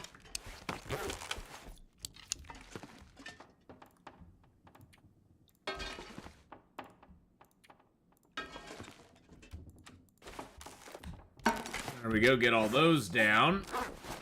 Let's get a little fire started here. Just killed the dreadnought. Oh, nice. How much did it take you to kill it? Or did I just have really bad luck with my guys jumping in at bad times? I'm pretty sure it won't let me use the ruined potatoes. I'm pretty sure.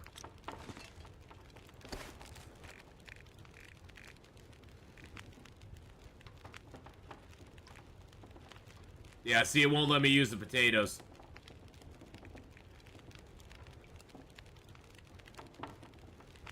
Or will it? Hold up. Wait a minute. It might let me use the taters. They might have fixed that. It's showing up as white.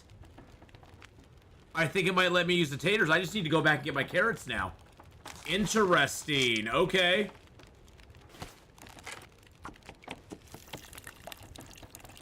I had a lot of torps and didn't even hurt his shields.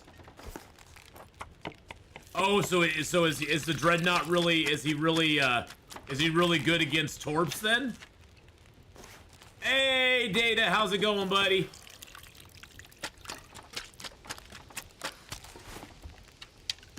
Oh, look at all them pies cooking up, man. Look at all those pies. Beautiful pies.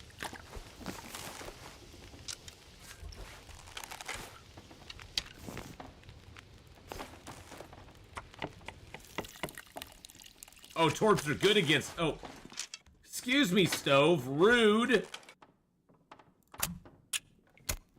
Oh, torps are good against him. Okay. So maybe rebuild with a torp fleet and go in there with all torps against him. Come on.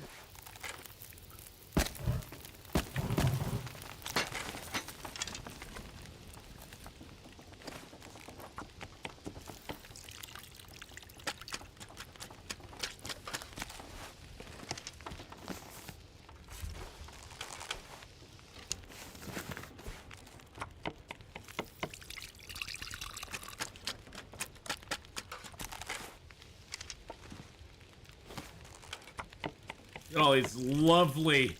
They bypass his powerful shields. My first volley took out half his armor.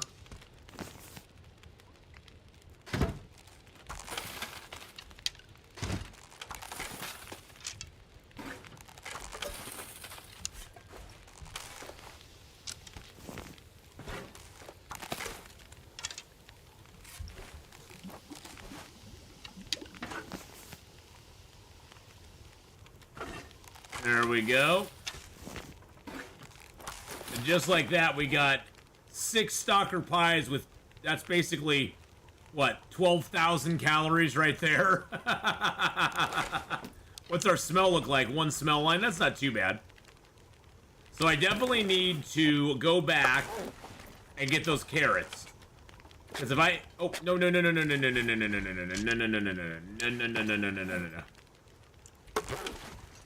Because if I can make that other stew, that would be awesome.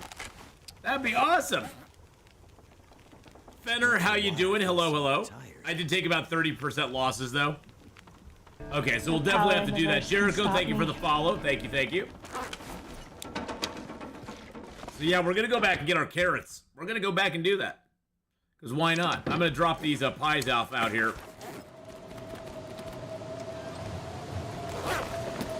Look at all those lovely stalker pies we have. Yum. Yum.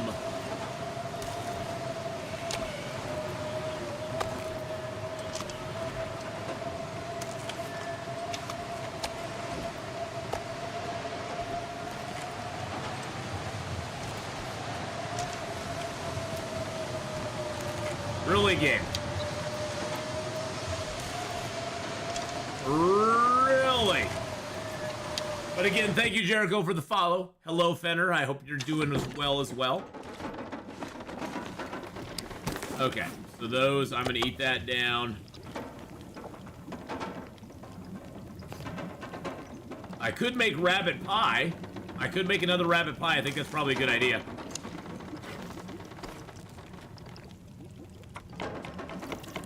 Make a rabbity pie. Yum. Too much stuff to carry. Never too much stuff to carry.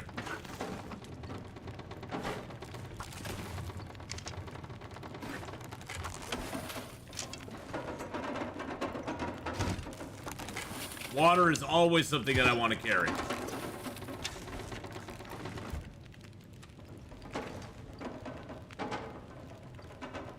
Take it. Have a great one. We'll see you later on, darling.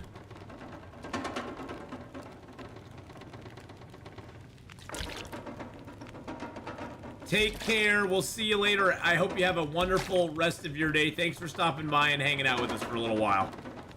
Always good to see ya.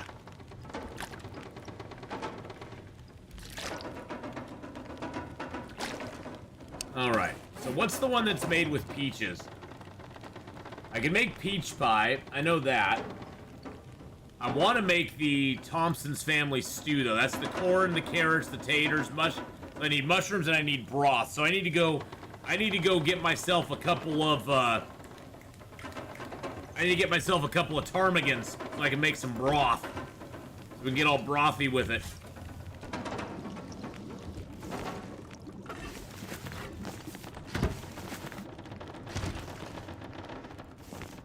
Pick up that and that. That's only got 8 minutes left on it. Nice. Something's gotta go. Nothing's gotta go. You're fine. Woo! This game has changed incredibly, Jericho, since those days. Yes. A lot of the change you do have to have the DLC for, but it has changed quite a bit.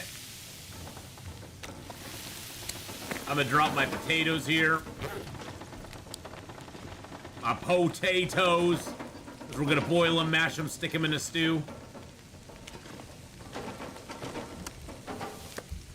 Some stuff has stayed the same, but there's a lot of new changes, Jericho. There's several new zones to the game. You now have, let's see, where is it? You now have Ash Canyon, or Forsaken Airfield, I mean. You got Forsaken Airfield. There is Ash. I don't know if Ash Canyon was around when you last played or not. But you got Ash Canyon, which I have mapped up all together. You have Bleak Inlet. You now have the Signal Void and Buried Echoes quests. Those are part of the DLC.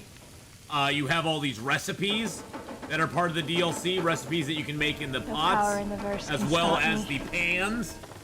Bedhard, how you doing? Thank you for the follow. Have you ever tried pork chops with gravy on top of it with potato cakes? I have not. I'm not a big red meat person, so pork chops I don't usually... Well, I guess pork chops really aren't red meat, but I don't eat a lot of meat like that. New foods, yeah, and new clothing. There's new clothing. I got the aviator cap. There's also a new piece of improvised insulation. There's ptarmigans, which are a new huntable bird in the game. They give you ptarmigan down, which is super nice.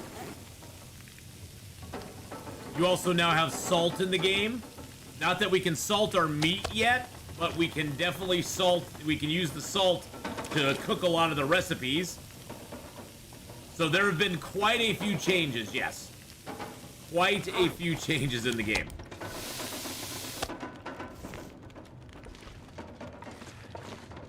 But most of the changes are very exciting. There's not many that I've been like, yeah, it's kind of a waste of time.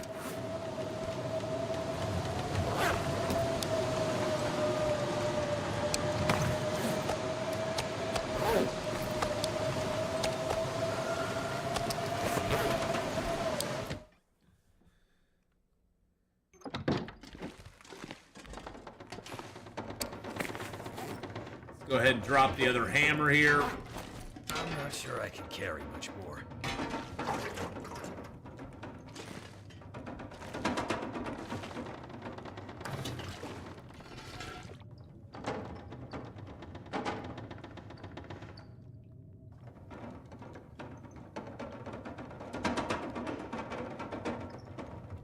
There we go.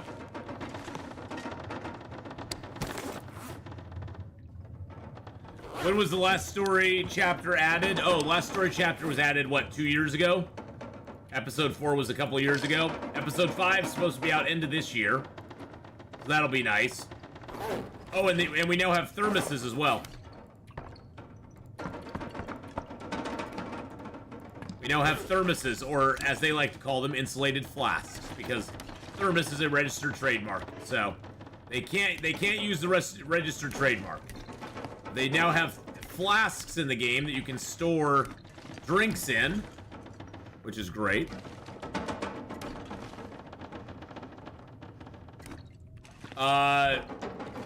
Goulash with garlic cheese bread? No, I don't think I've had that. I don't like really fancy. I don't really like.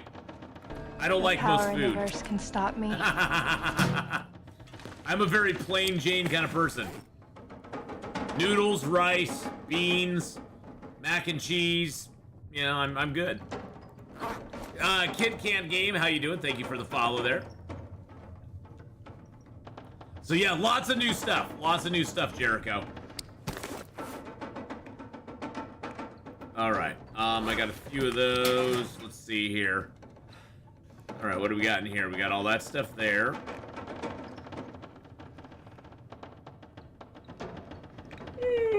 Ooh, excuse me. I got my extra bow in there. I got some sewing kits in there. We'll probably take one of those. Got cattails. I'm gonna leave. I'm gonna put some of this salt in here for right now. Looks like the DLC's on sale on Steam right now too. Oh, nice, nice. What is the what is Tales from the Far Territory on sale for?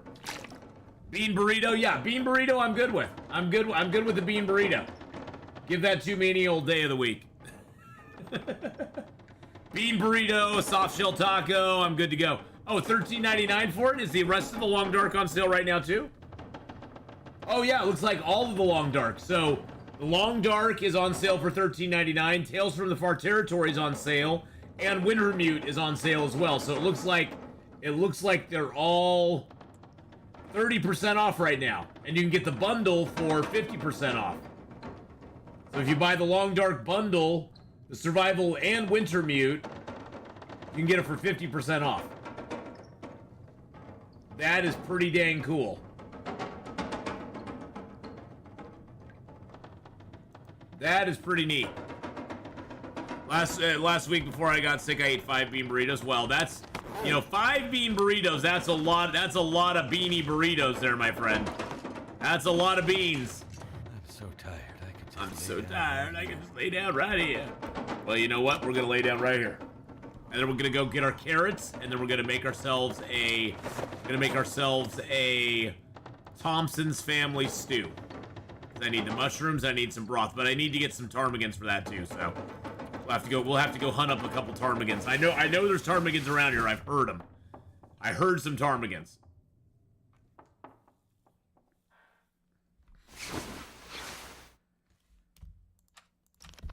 Well, Jericho, I'd say it's definitely time to get back into the Long Dark because there's a lot of new stuff. There's new zones. There's all sorts of new content.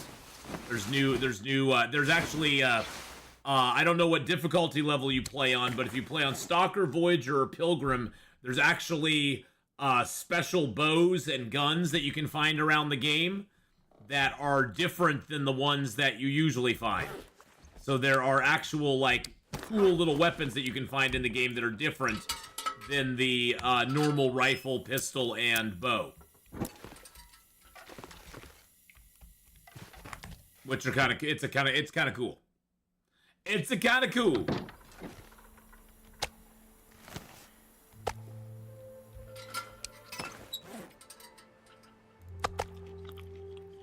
I have not played Pacific Drive. No, there's just too many games out there that I need to play right now, and Pacific Drive is on my wish list, but it's not of major importance to me at the moment. Most of the I want to be like Long Dark type games that come out, I find they're okay, but they just don't compare. They just don't compare.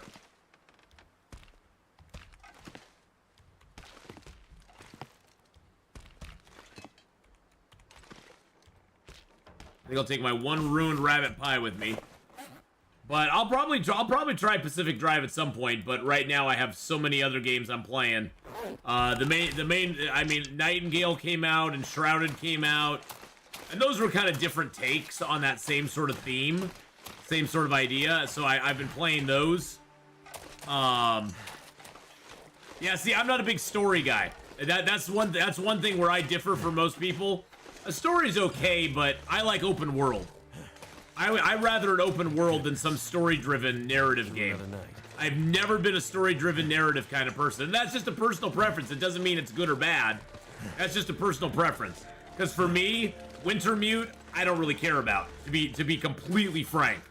If Wintermute Chapter 5 never came out, my life would be just fine. I'd never think twice about it.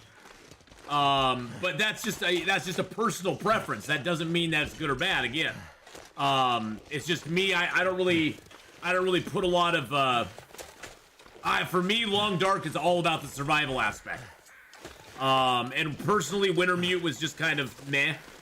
In my mind, it was like, okay, well, it has a little bit of survival in it, but it's mainly driven by a bunch of fetch and carry quests and stockpile quests, which is like, okay, that's fine, but it's something that I played through once and I'm like, I'm good. I like the survival aspect of Long Dark because I've played this for like 6,000, almost 7,000 hours, and I'm still not bored of it. That to me is the mark of a great game. Is when you can play that much of the survival mode and still just be like, yeah, I want more. I want more. Give me more. So yeah, but like I said, I'll try Pacific Drive. I have a feeling that I'll probably play it once, and then I'll put it on the shelf and be like, hey, it was a fun game to play. Much like Days Gone. There's been a lot of story-based games like that I've played where I've been like, that was fun, and I'm good now. But yes, I definitely want to try Pacific Drive. I'll probably give that a shot next month, because I'll probably at that point kind of be played through Nightingale and Enshrouded as much as I want to play them, and so I'll probably play through those, and then I'll be back into it for next month. I'll probably pick that up and play it a little bit, because it does look really good, and everything.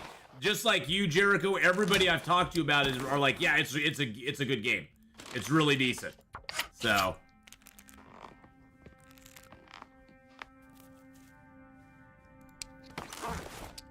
See, that's where like a game like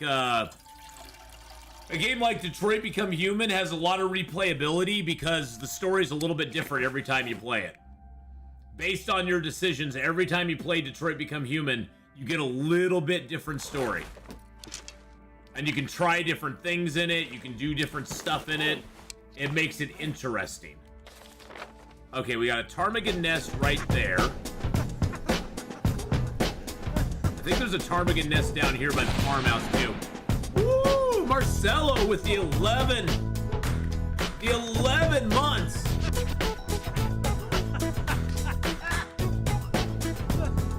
And you know, Jericho, that's one thing too, which is kind of cool. Thank you for that 11-month resub. That's one thing that's kind of cool about a game like Pacific Drive is if it makes you go, oh, I want to go back and play more Long Dark. That's a pretty good. That's a cool endorsement for the Long Dark or for Pacific Drive.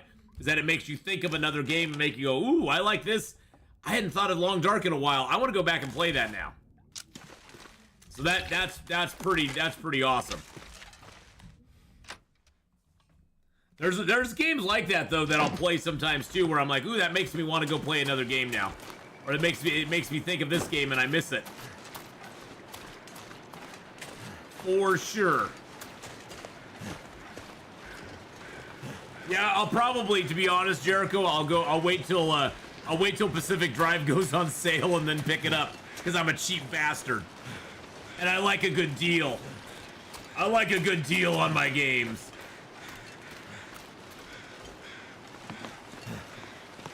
I mean, there's some games I'll pay full price for, but I like a good deal on my games.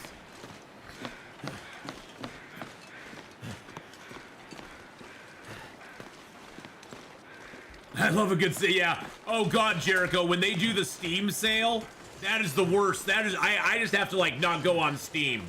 When they have a Steam sale going on, I'm just like, sometimes I'm just like, no, I just have to stay off Steam.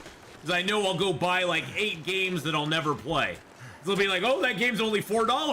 Well, I'll buy that. Oh, that game's only $4. And by the end of the day, I've now spent $85 and bought, 15 games that I'll never play.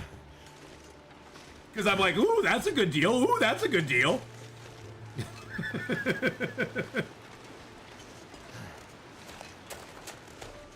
I have so many games on Steam that I've never even that I bought that I've never even put an hour into. That I've never even installed.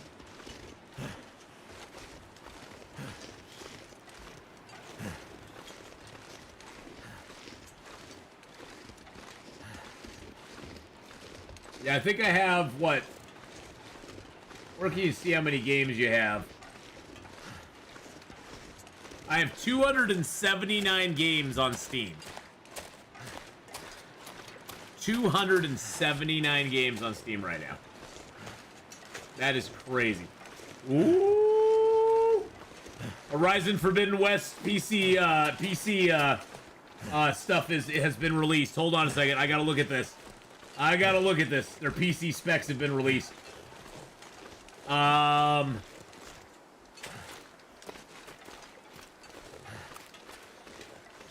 Oh, i7 is as high as you have to play it? Oh, well, I'll be able to play it no problem then.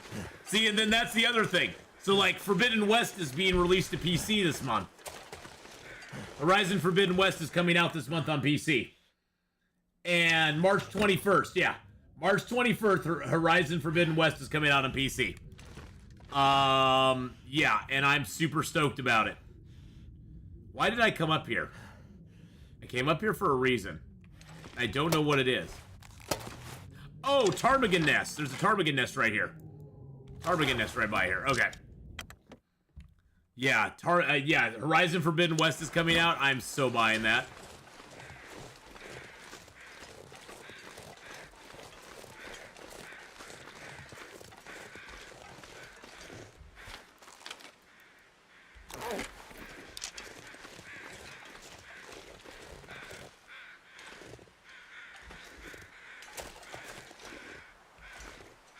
Where are you, little bastards?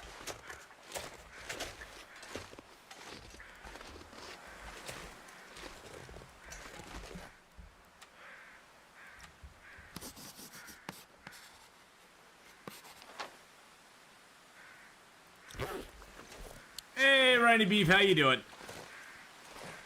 Did you ever do the Humble Bundles? Oh yeah, I did that back in the day. I got so many games that way that I never played. I actually gave away a lot of the games that I got on Humble Bundle. Humble Bundle just kind of gets overwhelming after a while. There's just too many games.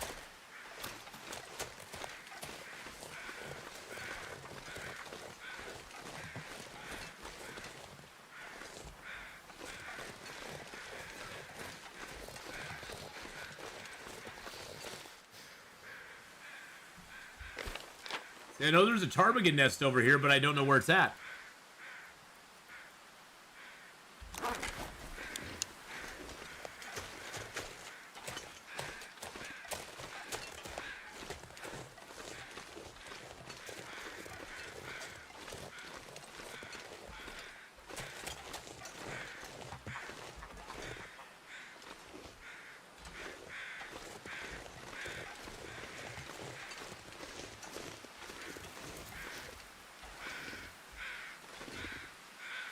Oh, it's right here. Did I walk over it somehow?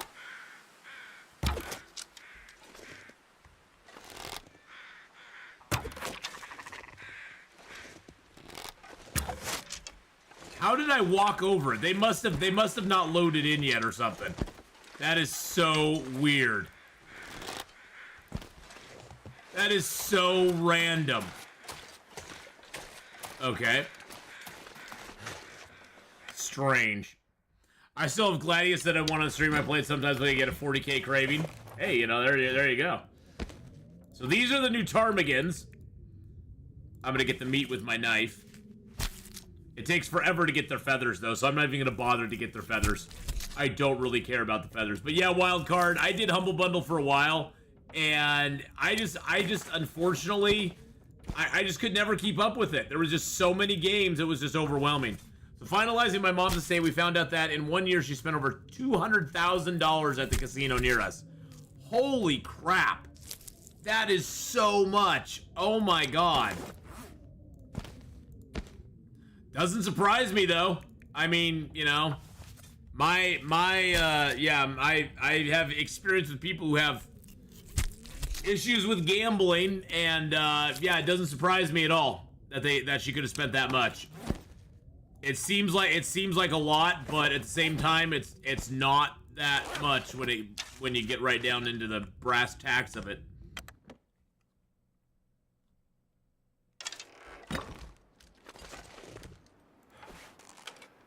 How much wood do I have on me? I've got enough. And there's wood inside too, so. And she got back almost the same amount. Well, see, That's the trick, Red Cap. She got back almost the same amount. In the end, the casino always makes money. Those casinos aren't in existence because they lose money. And she's just one of the lucky ones. Probably everybody else lost.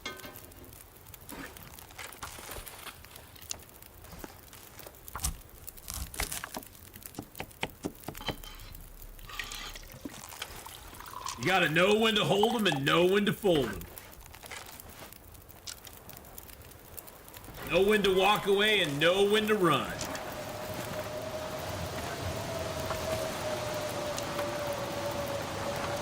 You never count your money while you're sitting at the table. We're gonna get naked and sit next to a fire. If you're gonna sit next to a fire, you want to get naked, boys and girls.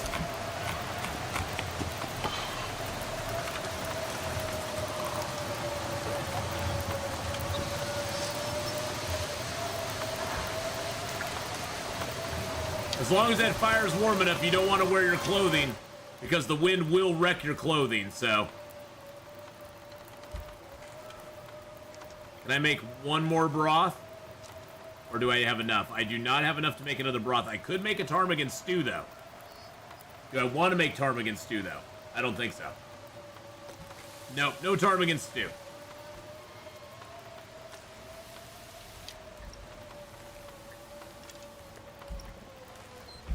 My game of choice was craps. I love playing craps. And it was bad. It was bad. Bad, bad, bad. Alright. Actually, no, we could make some water here.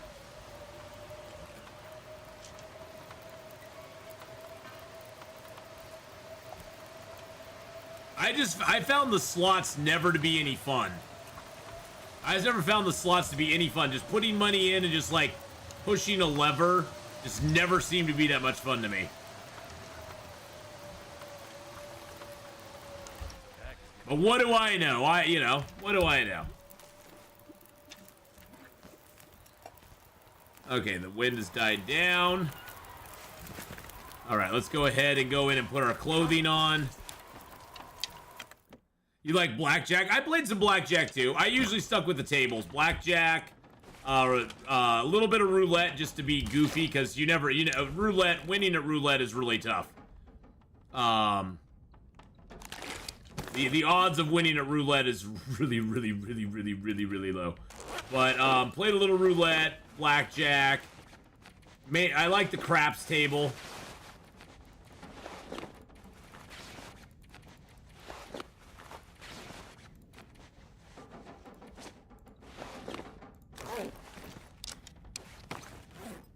My favorite was Jackbox Party. That's a fun one. Jackbox Party's a good one.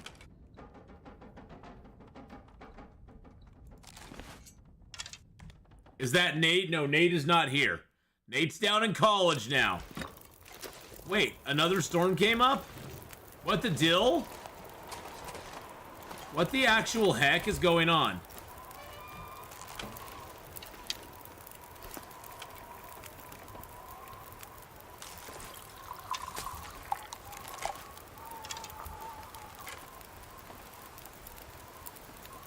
Yeah, see, I usually remember the times I win, and I always forget about the times I lose. That's my trick. Oh, Jackbox Party, not Jackbox Party of the day. Oh, okay. So I always remember the time on craps where I went in with like 40 bucks and came away with like 600. But I don't remember the other 50 times that I went in with 100 bucks and walked away with nothing.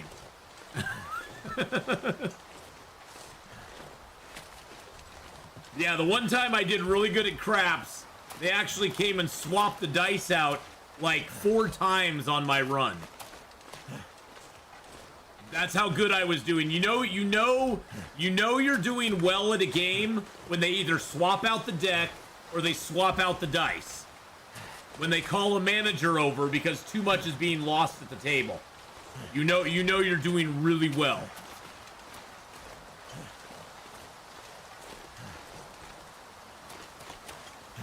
Or they swap out the dealer, exactly, yeah. Yeah, they did that. Well, I mean, that's the thing with craps. There is no dealer, so all they can do is swap the dice out and hope that, you know, it breaks your luck or whatever. But it's like, well, go ahead and swap the dice out. I have nothing to do with it. I'm just throwing 2 dice down at the end of the table. It's like, how can I cheat with your house dice if I'm doing that?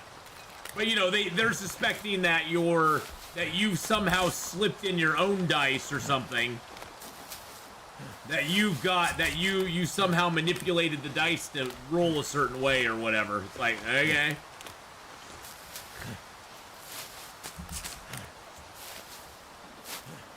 Now with something like blackjack, yeah, they'll swap the dealer out. They're pretty confident of their whatever 4 or 6 decks that they have in there. That's going to be hard for you to count the cards. I mean, it can still be done, but it's a lot more difficult. But yeah, with craps, they'll just swap the dice out. They did that like 4 times one time when I was playing. They were like, nope, he's doing too well. Swap them dice out. It's like, okay. And then I just kept on winning, and they were like, gosh, dang it. So it looks like, yeah, I'll have no problem running Forbidden West.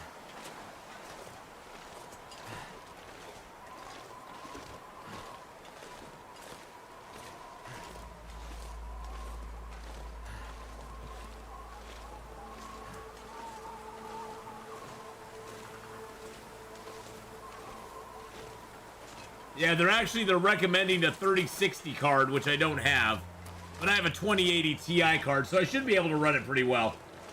Oh, Horizon Forbidden West is coming out on the 21st of March.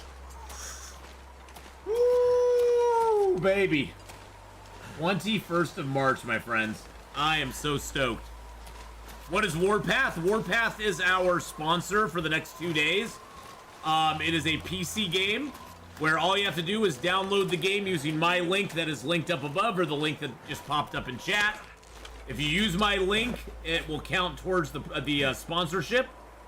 And as long as you play through Ops Mission 10, which takes about 30 minutes to do, 35, 40 minutes to do. As long as you play through that, it will count towards my goal. And if you play it for, it takes about a day or 2 to play it to chapter 17, because you gotta wait. It's a time factor thing. It's not even so much that you have to spend any money on it or anything. It just takes a little time to do it. But if you play it through chapter 17, that's our other goal. And then there's also joining an army, but you have to join an alliance and then join an army raid with that alliance to get that going. So, and you can have no active ad blocker or VPN running when you download it or play it, because if you do, it won't count towards it won't count, basically. That's it. Thank you, Gary, for pointing that out, by the way. Redcap did it in about 20 hours, so. But I appreciate everybody who's done it so far. We've had it great. I mean, it's been great so far. No complaints about it at all. So it's been a very good sponsorship, and it's a nice one because it gives you a big goal. I mean, we could have upwards of 50 people doing it. So I appreciate everybody who's helped and participated with it. Y'all's amazing.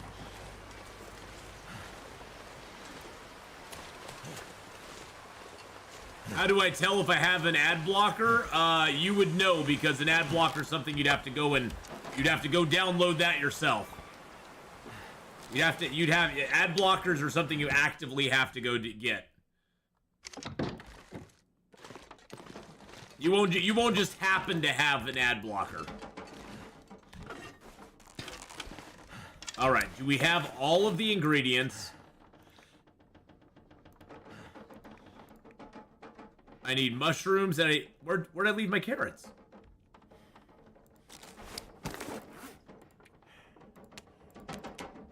I have carrots right here.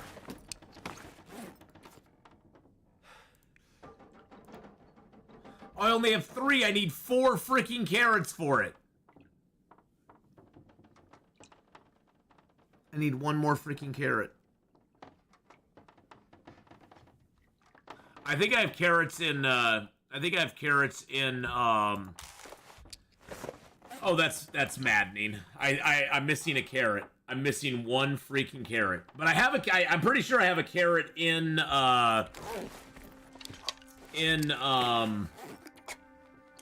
Mystery Lake. I'm pretty sure I do. Yeah, the potato, I guess, can now be ruined. I was wrong. I could have sworn, I could have sworn the potato. They must have done a patch at some point, because it used to be that you couldn't use the taters, but now it looks like you can use the taters, because the taters are counting. So it does look like you can use the taters now, which is great news, because it was annoying that you couldn't. But now you can use the potatoes if they're ruined.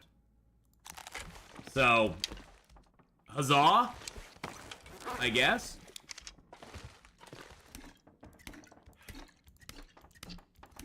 I'm gonna take all that with me. I'm gonna take a heavy hammer with me. I'm gonna take my matches with me. I wonder if I can drop any of this gear. Shushabai. Take that with me. Grab that oil. All my clothing's fixed, so I don't need that. I'm gonna take that with me, and my acorn grounds with me. I'm gonna take those 2 acorns with me as well. I'm gonna leave all that stuff here. I got 33 cattails. I'm gonna leave that many here. I guess I guess you could say they potatoed the potatoes. Yes, they did. All right, we have the pies outside that we can eat. That'll let us carry more weight. I can drop the sticks here. We definitely don't need fuel down there, because we got plenty of fuel down there.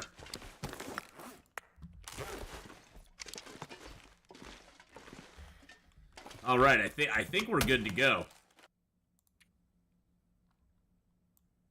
I don't really need the charcoal right now. I can get more charcoal as I go. There's nothing else we really need to map at the moment, so I will take the arrow shaft and the arrowhead. I got some feathers. I've got the few canned food items that I want. I think we're good to go. What's the weight of flasks, and how does the percentage work? Do they degrade and can be repaired? They do degrade, they can't be repaired, which is kind of frustrating. I'm hoping at some point they allow us to repair them, because it's kind of frustrating to have the flask. Now, I've never had a flask get to 0%, but they could. Place to rest. I got Reshi tea in that one, rosehip tea there, birch bark tea in both of those, some coffee in there, and I got an empty flask there. And I could put these full... Let's see, that one I don't want to put in there. Okay, so that can all go in there. I got 64 rosehip teas in here.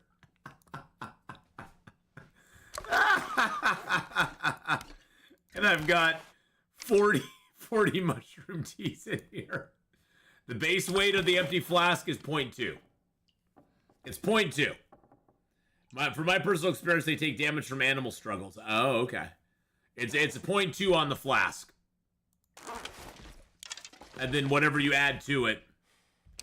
How do I have so many? I've explored around. So like this one here is a full flask of birch bark teas. It's a kilo weight if you fill it up all the way with whatever tea you have. Now this one here is at 0.9, but it only has that. This one here is at 0.8, but these are all 0.64s in here. These are all 0.01s. So that one has 64 tiny rosehip teas in it.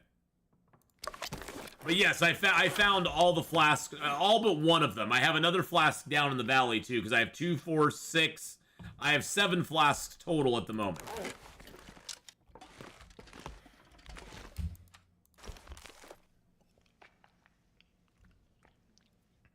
All right. Let's I don't really want to go to sleep quite yet. Those are just cans in there. How much water do I have on me? I got 2 liters of water on me. Let's just put a liter here. There we go. There's not enough space on my local drive. Oh no! Well, that's poo. Yeah, I almost want to play. I almost want to go back and play Horizon Zero Dawn again. I almost want to go back and do that because we already beat it once. I could play it on the whatever it's called, the advanced the plus edition or whatever it is. I don't know exactly how that works, but you can always go back and give it a try. Okay, I need to make a bandage, so let's make a bandage.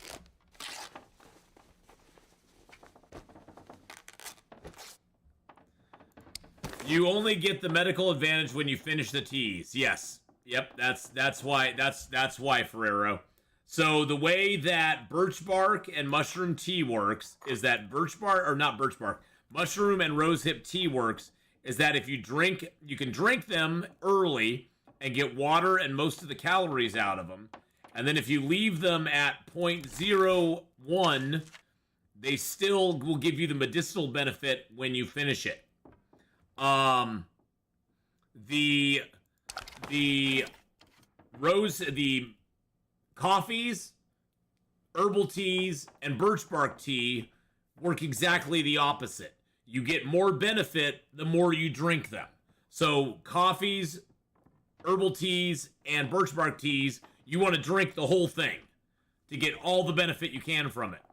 The other ones, though, the mushroom teas, the burdock teas, and the rosehip teas, you want to drink those down, and you want to basically what you do is you just start drinking it. Wait till the circle gets to right about here, and escape, and that'll give you a tiny little tea that you can use later for the antibiotic. And it's been in the game forever, so if they're gonna ever fix it, they haven't done it yet. Let's put it that way. Keep a couple of these rosehip teas out there. I just like the thermoses because they allow my inventory to not be so messy. Because otherwise I'd have all these coffees and birch bark teas and stuff in my inventory, and it makes my inventory look way nice and neater. Way neater than it was before. Yeah, it's something I've been doing forever. I know Raph probably is like, God damn it, Atheenon, stop finding these little ways to break the game. Well, there's another little tricky break in the game right now that they'll probably fix later on. If you have these acorns and you prepare them and cook them, you can take 4 acorns and make them into a prepared acorn. And then if you cook that prepared acorn up, it has like 400 calories. Well, you can eat that prepared acorn all the way to a little bitty bite, and then you can take that small little amount that you have left, and you can crush it into acorn grounds. Hey, Brusty, how you doing? So when I played Horizon Zero Dawn, I set the UI to be as minimal as possible. It's a great experience. The game does a good job of environmental cues, and it makes the fights intense. Oh, Horizon Zero Dawn, Rusty, is awesome. Horizon Zero Dawn is an amazing game. I had so much fun with Horizon Zero Dawn. I can't wait. And hi, Rusty. How you doing? There's Rusty, the maker of the flask.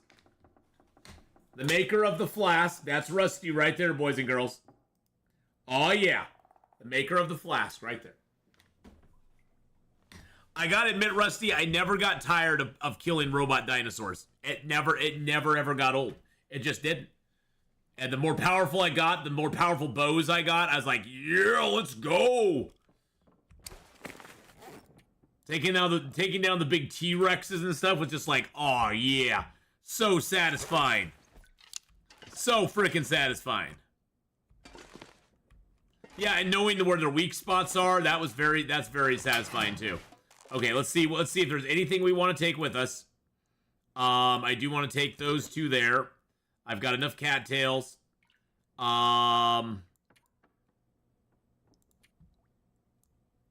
Okay, I've got 2 sewing kits. I'm going to leave that can here. Let's see. Let's take one more cloth with us. I don't really need any of the hides or guts or anything right now because we just repaired everything up. So I think we're good there. I don't want to take any of those with me. We'll come back for that stuff. Yeah, I think we're good. Yeah, I think we're actually good. And then we're gonna take all of our stalker pies. Look at these stalker pies we have, baby.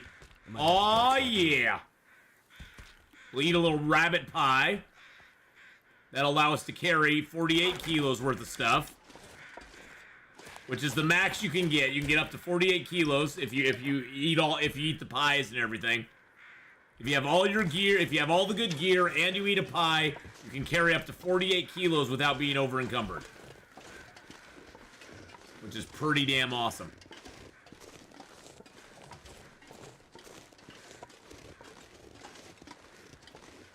Hinterland needs to get a deal with Stanley for official branded flasks. So many good designs and long dark. Oh god, could you imagine if they offered long dark flasks, Rusty, like on their website? That would be so freaking awesome. Farmer Marks, how you doing, by the way? I'd get one. I want them to put out more cups. I want them to put out more tin cups.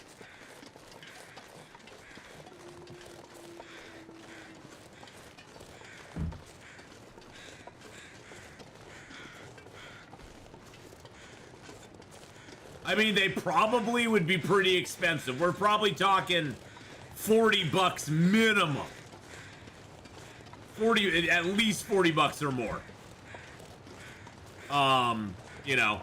But yeah, if they put out the Acorn coffee mug, if they put out the Hinterland mug again, the regular coffee mug. I mean, you look at how much the axe was. The axe was what, like $140 or something like that? $150, somewhere in that range. So.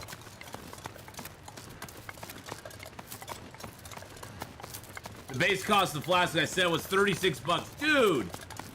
Yeah, $36. So yeah, if it's a Hinterland branded one, we're talking like $55 probably. Minimum. Minimum of like $55. Probably more.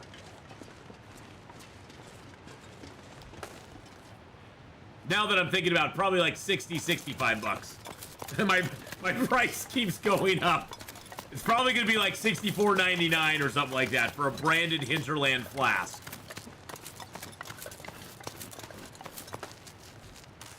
Unless they're gonna go with like a cheap knockoff brand or something.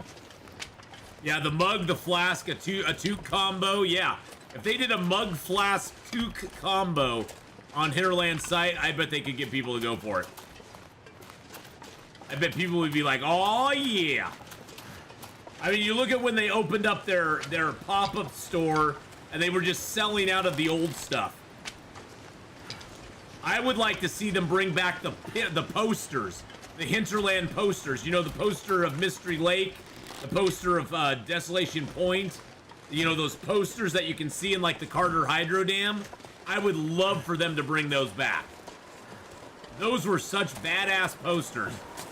Those were very cool. That was one of those posters. One of those posters was the first thing I ever gave away on the channel. I gave away one of those posters to a viewer.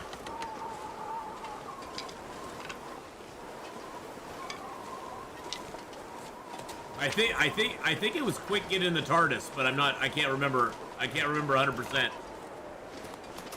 Or Giraffes or Aliens. It was one of them. I'm not sure I can carry much more. Yeah, make a limited run of Big Moose Kicks coffee. They could do quite a bit of stuff. I mean, merchandise. It's like Millbrook said, merchandising, where the real money from the video game is made. We put the name on everything. Long Dark the coffee, Long Dark the toque, Long Dark the coffee mug, Long Dark the flamethrower. The kids love that one. And my favorite, Long Dark the Will McKenzie doll. May the Schwartz Force be with you.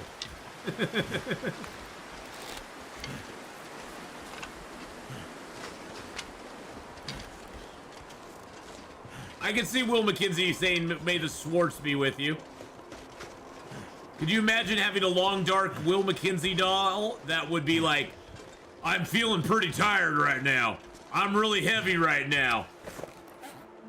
Things are kind of rough right now. Just a complaining Will. Hey, it's the Stick family. We got Mr. Stick and Mrs. Stick. How you guys doing? Grab my flask, my pry bar, my hacksaw. Oh, look at them. They're so happy. They're like, yay, Atheenon's back. Woohoo! I need to drop something. There you go. That would be the best one. I need to drop something. I need to drop something. That would be the best thing you could do is go, I need to drop something.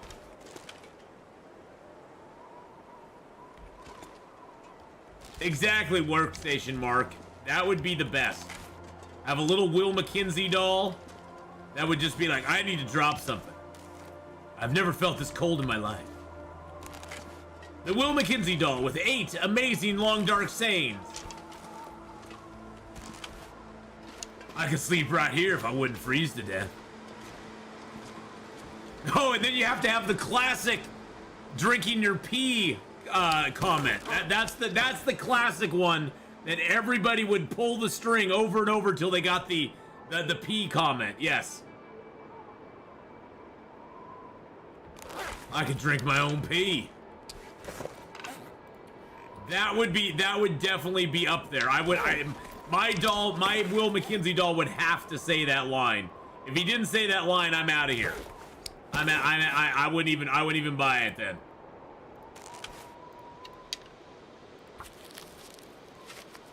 Where is the recipe for stalker pie? The recipe for stalker pie. Oh God, which zone has stalker pie in it, boys and girls? I think it is in.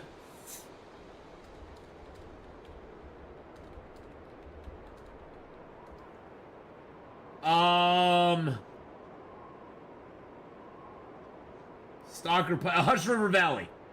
Hush River Valley. So if you're in Hush River Valley, I'll show you exactly where it's at. I know exactly. Now that I know what zone it is, I know where it's at. So if you're in Hush River Valley, and you come into the zone, you know that cave we were staying in? If you go out of that cave and go towards the bear area, this is where I usually find it, is right here on this corpse. Right over here. There's a corpse that'll be sitting under this little shelf that'll be sitting by a rock, and that's 90% of the time I found it there. But there is a couple locations for it, but that's usually where I find it. That's usually where I find it, so. The guy who drank his own pee doesn't sound so crazy right now. It's Astrid that says that? Oh, man. Well, we'd have to have Will say that, too. Will would have to say that as well, so.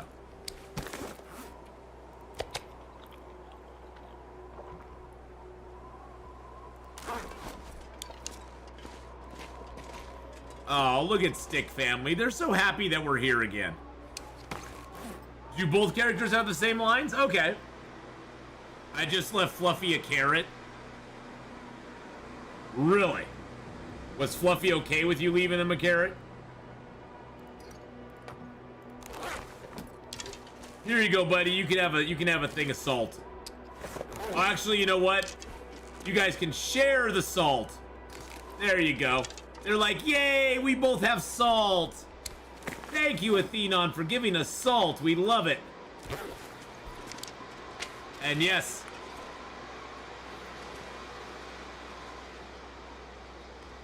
You're a wizard now. You're a wizard, Harry. And Mrs. Stick Lady's like, what about me? I want to be a wizard too. Well, actually, you would be a witch, my dear. And believe me, you don't need a wand to be one of those. Heyo!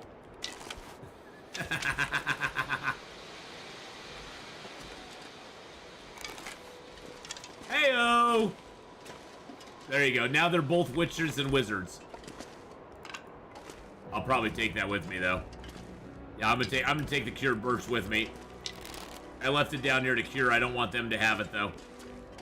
Okay, so what do we have for fuel on us? Let's grab 2 pieces of coal.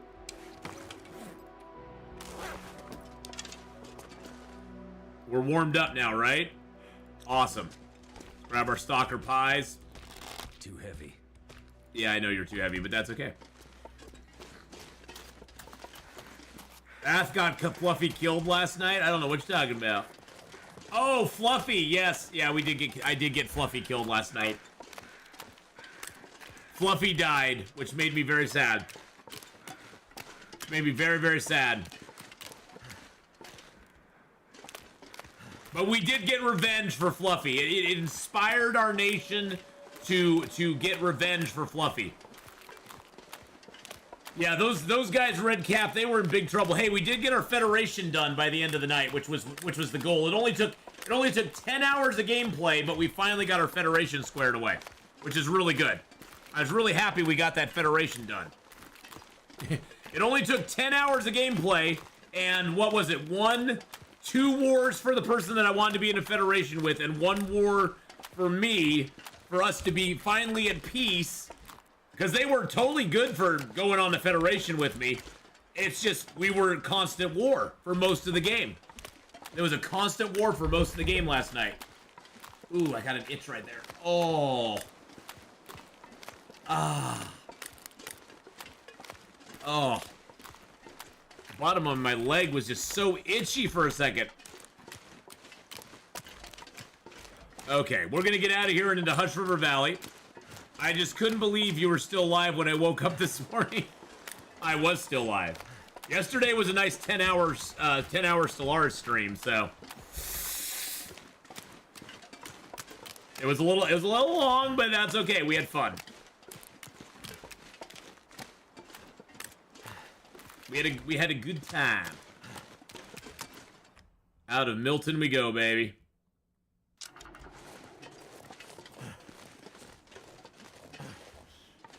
What time did I get to bed? Oh, I got to bed at like 11. Then I got up this morning at 8. I mean, I fell asleep probably about midnight. I got up at 8:30 this morning, so, you know. I got my old man 8 hours. Got my 8 hours for this old man. I tend to be too much of a micromanager in Stellaris, and if I grow too big, it gets overwhelming. Yeah, see, for me, I don't mind it getting big. I don't mind that so much. It's just I got to be very careful when I'm playing Stellaris, because I tend to try to jump into fights too early, and that usually gets me killed.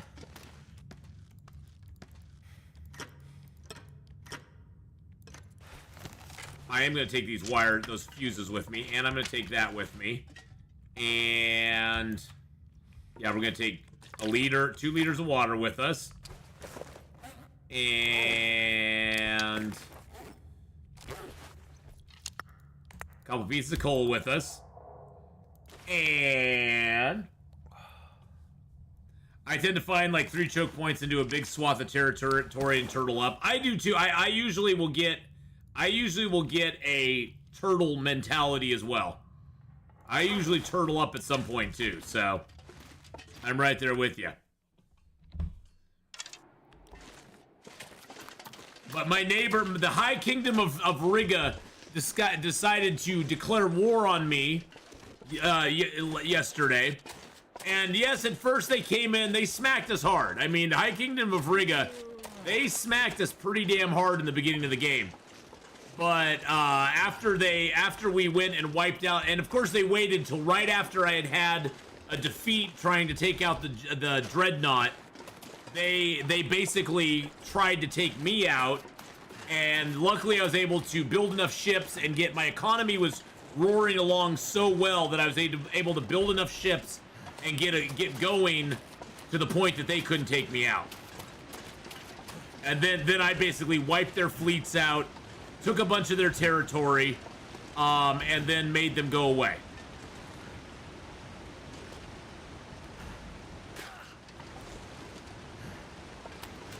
And I told them, yes, you must leave me now.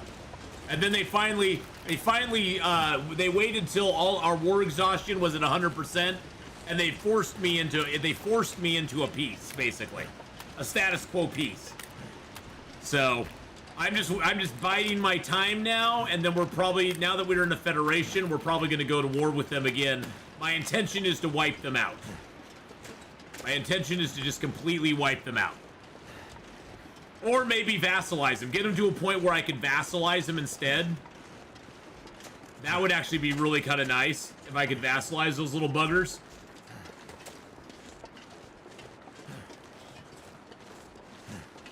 That might be the next war I declare on them is vassalization. Crusader Kings, you know, watching Hadrian play it has made me go, that's kind of fun looking. I know, I've seen it through Hadrian's eyes. It's like, that seems kind of fun. When's the next Stellaris stream? That will be next Monday. Actually, next Monday I'm going to pick my friend up. I probably won't be streaming next Monday. It may be next week. I may take Monday off instead of Wednesday off. So it'll probably be next Wednesday. Because I'll take Monday off and then I'll stream on Wednesday. Because I usually take one day off and usually it's Wednesday. So like tomorrow I won't be streaming at all. I actually got some recorded content I need to do tomorrow. So tomorrow I'll be doing some pre-recorded content. And that will be going up on the YouTube side. I'll be recording a few more episodes of my Witcher 3 playthrough. And putting that up on the YouTube side tomorrow.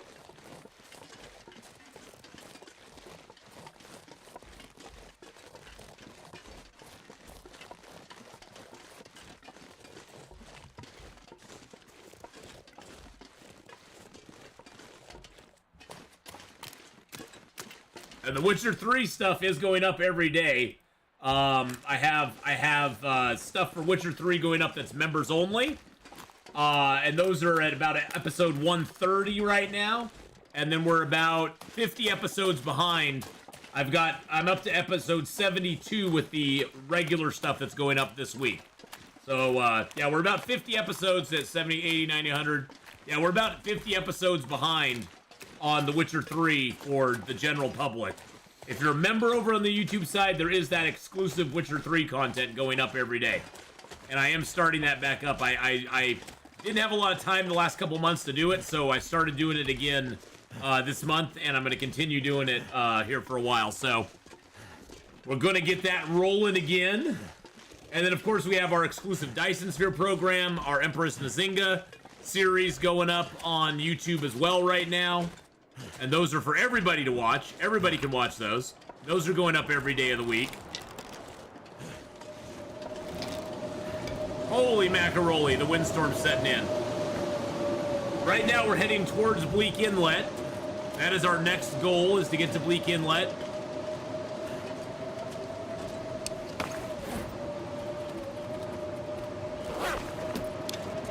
Woo!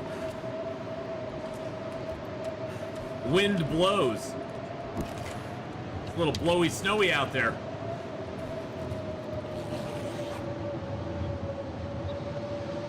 Whee, bobbies.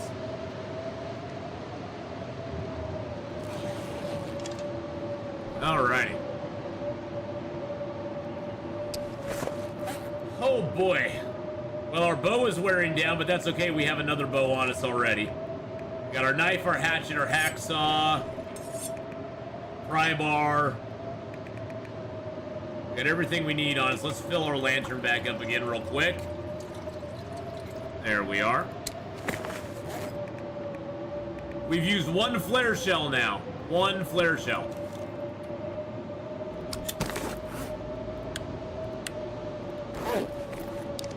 I'm gonna put my crappy flare shell in here. It seems like when you put a flare shell in the gun, it doesn't wear down very quickly. So I'm gonna put my crappy flare shell in there, and then I'll have my good flare shell as my backup. Because I'm not sure if you can use flare shells when they get to 0. We do have 1, 2, 3, 4, 5, 6, 7 insulated flasks now. Yay.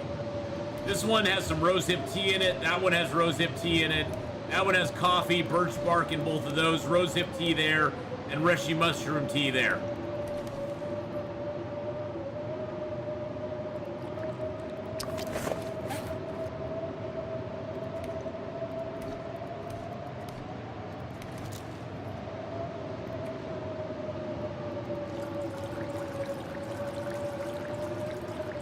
We got 74 rosehip teas in there now.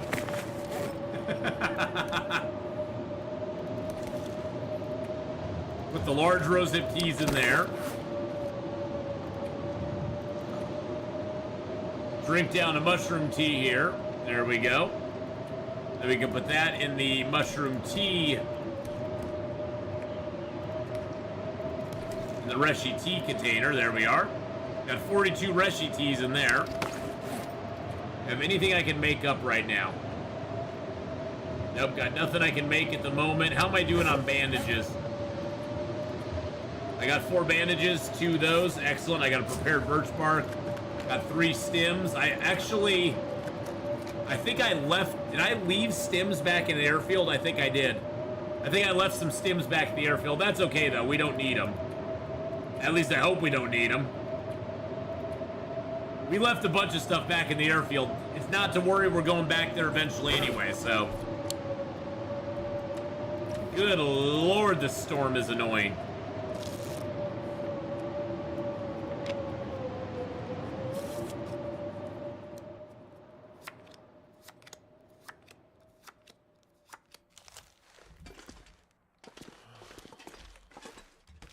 Stalker pie, 2,000 calories, yum. Now, stalker pies do give you a, reduction in your carry weight, but they also give you the well-rested, they'll give you a resting bonus, it's sort of like a herbal tea, and they do give you more max stamina, and they help get you over cabin fever as well. So, if we look at our stats right now, we look at our situation right now, we do have improved rest for 4 hours and 2 minutes.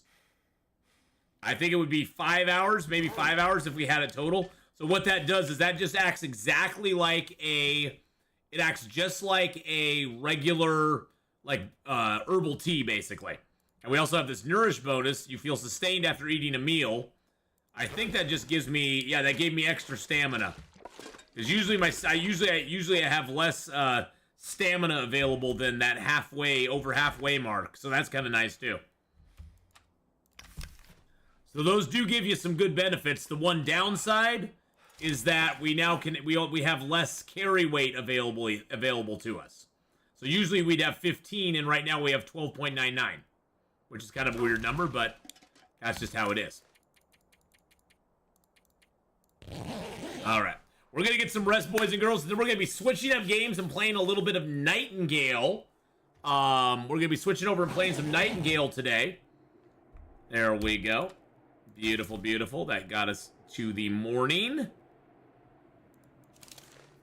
Pick up our improvised bedroll. Swap out to the bow. Now, not tomorrow, because I won't be streaming tomorrow. But on Thursday, we'll be picking up from here. We're going to be traveling down. We are right up here in this cave. We're going to be traveling down to this cave, and we're going to be going into, if I get to it, where is it? Where is it? Come on now. Where are you? Where are you, Bleak Inlet? There we go. We'll be going into Bleak Inlet, and we'll be traveling down to this cave and waiting for an aurora so we can trigger this hatch here. That's where the hatch is. It's through this cave that goes into Forlorn Muskeg. And we'll be trying to trigger that hatch and do that. Now, there is a wolf pack. There's a pack of timber wolves that's around this area. So I'm going to try to clear them out during the day and then go to the cave and wait. Because then we won't have to worry about the timber wolves when there's an aurora happening. Which I had happened before, and it really sucked. We got nipped and nipped and nipped. We made it to the hatch, but we took some damage and lost some clothing condition, which really was bad. But we're going to leave it off here. Thank you so much, everybody on the YouTube side, for coming by today. I appreciate it so much. We are going to play some Nightingale, so if you want to get in on some Nightingale, we're going to start the stream back up in 2 and 2. I got to go use the bathroom, get a drink and a snack real quick, and then I'll be right back with Nightingale. So hopefully we'll see you soon on the YouTube side. But until then, have a good one, everybody.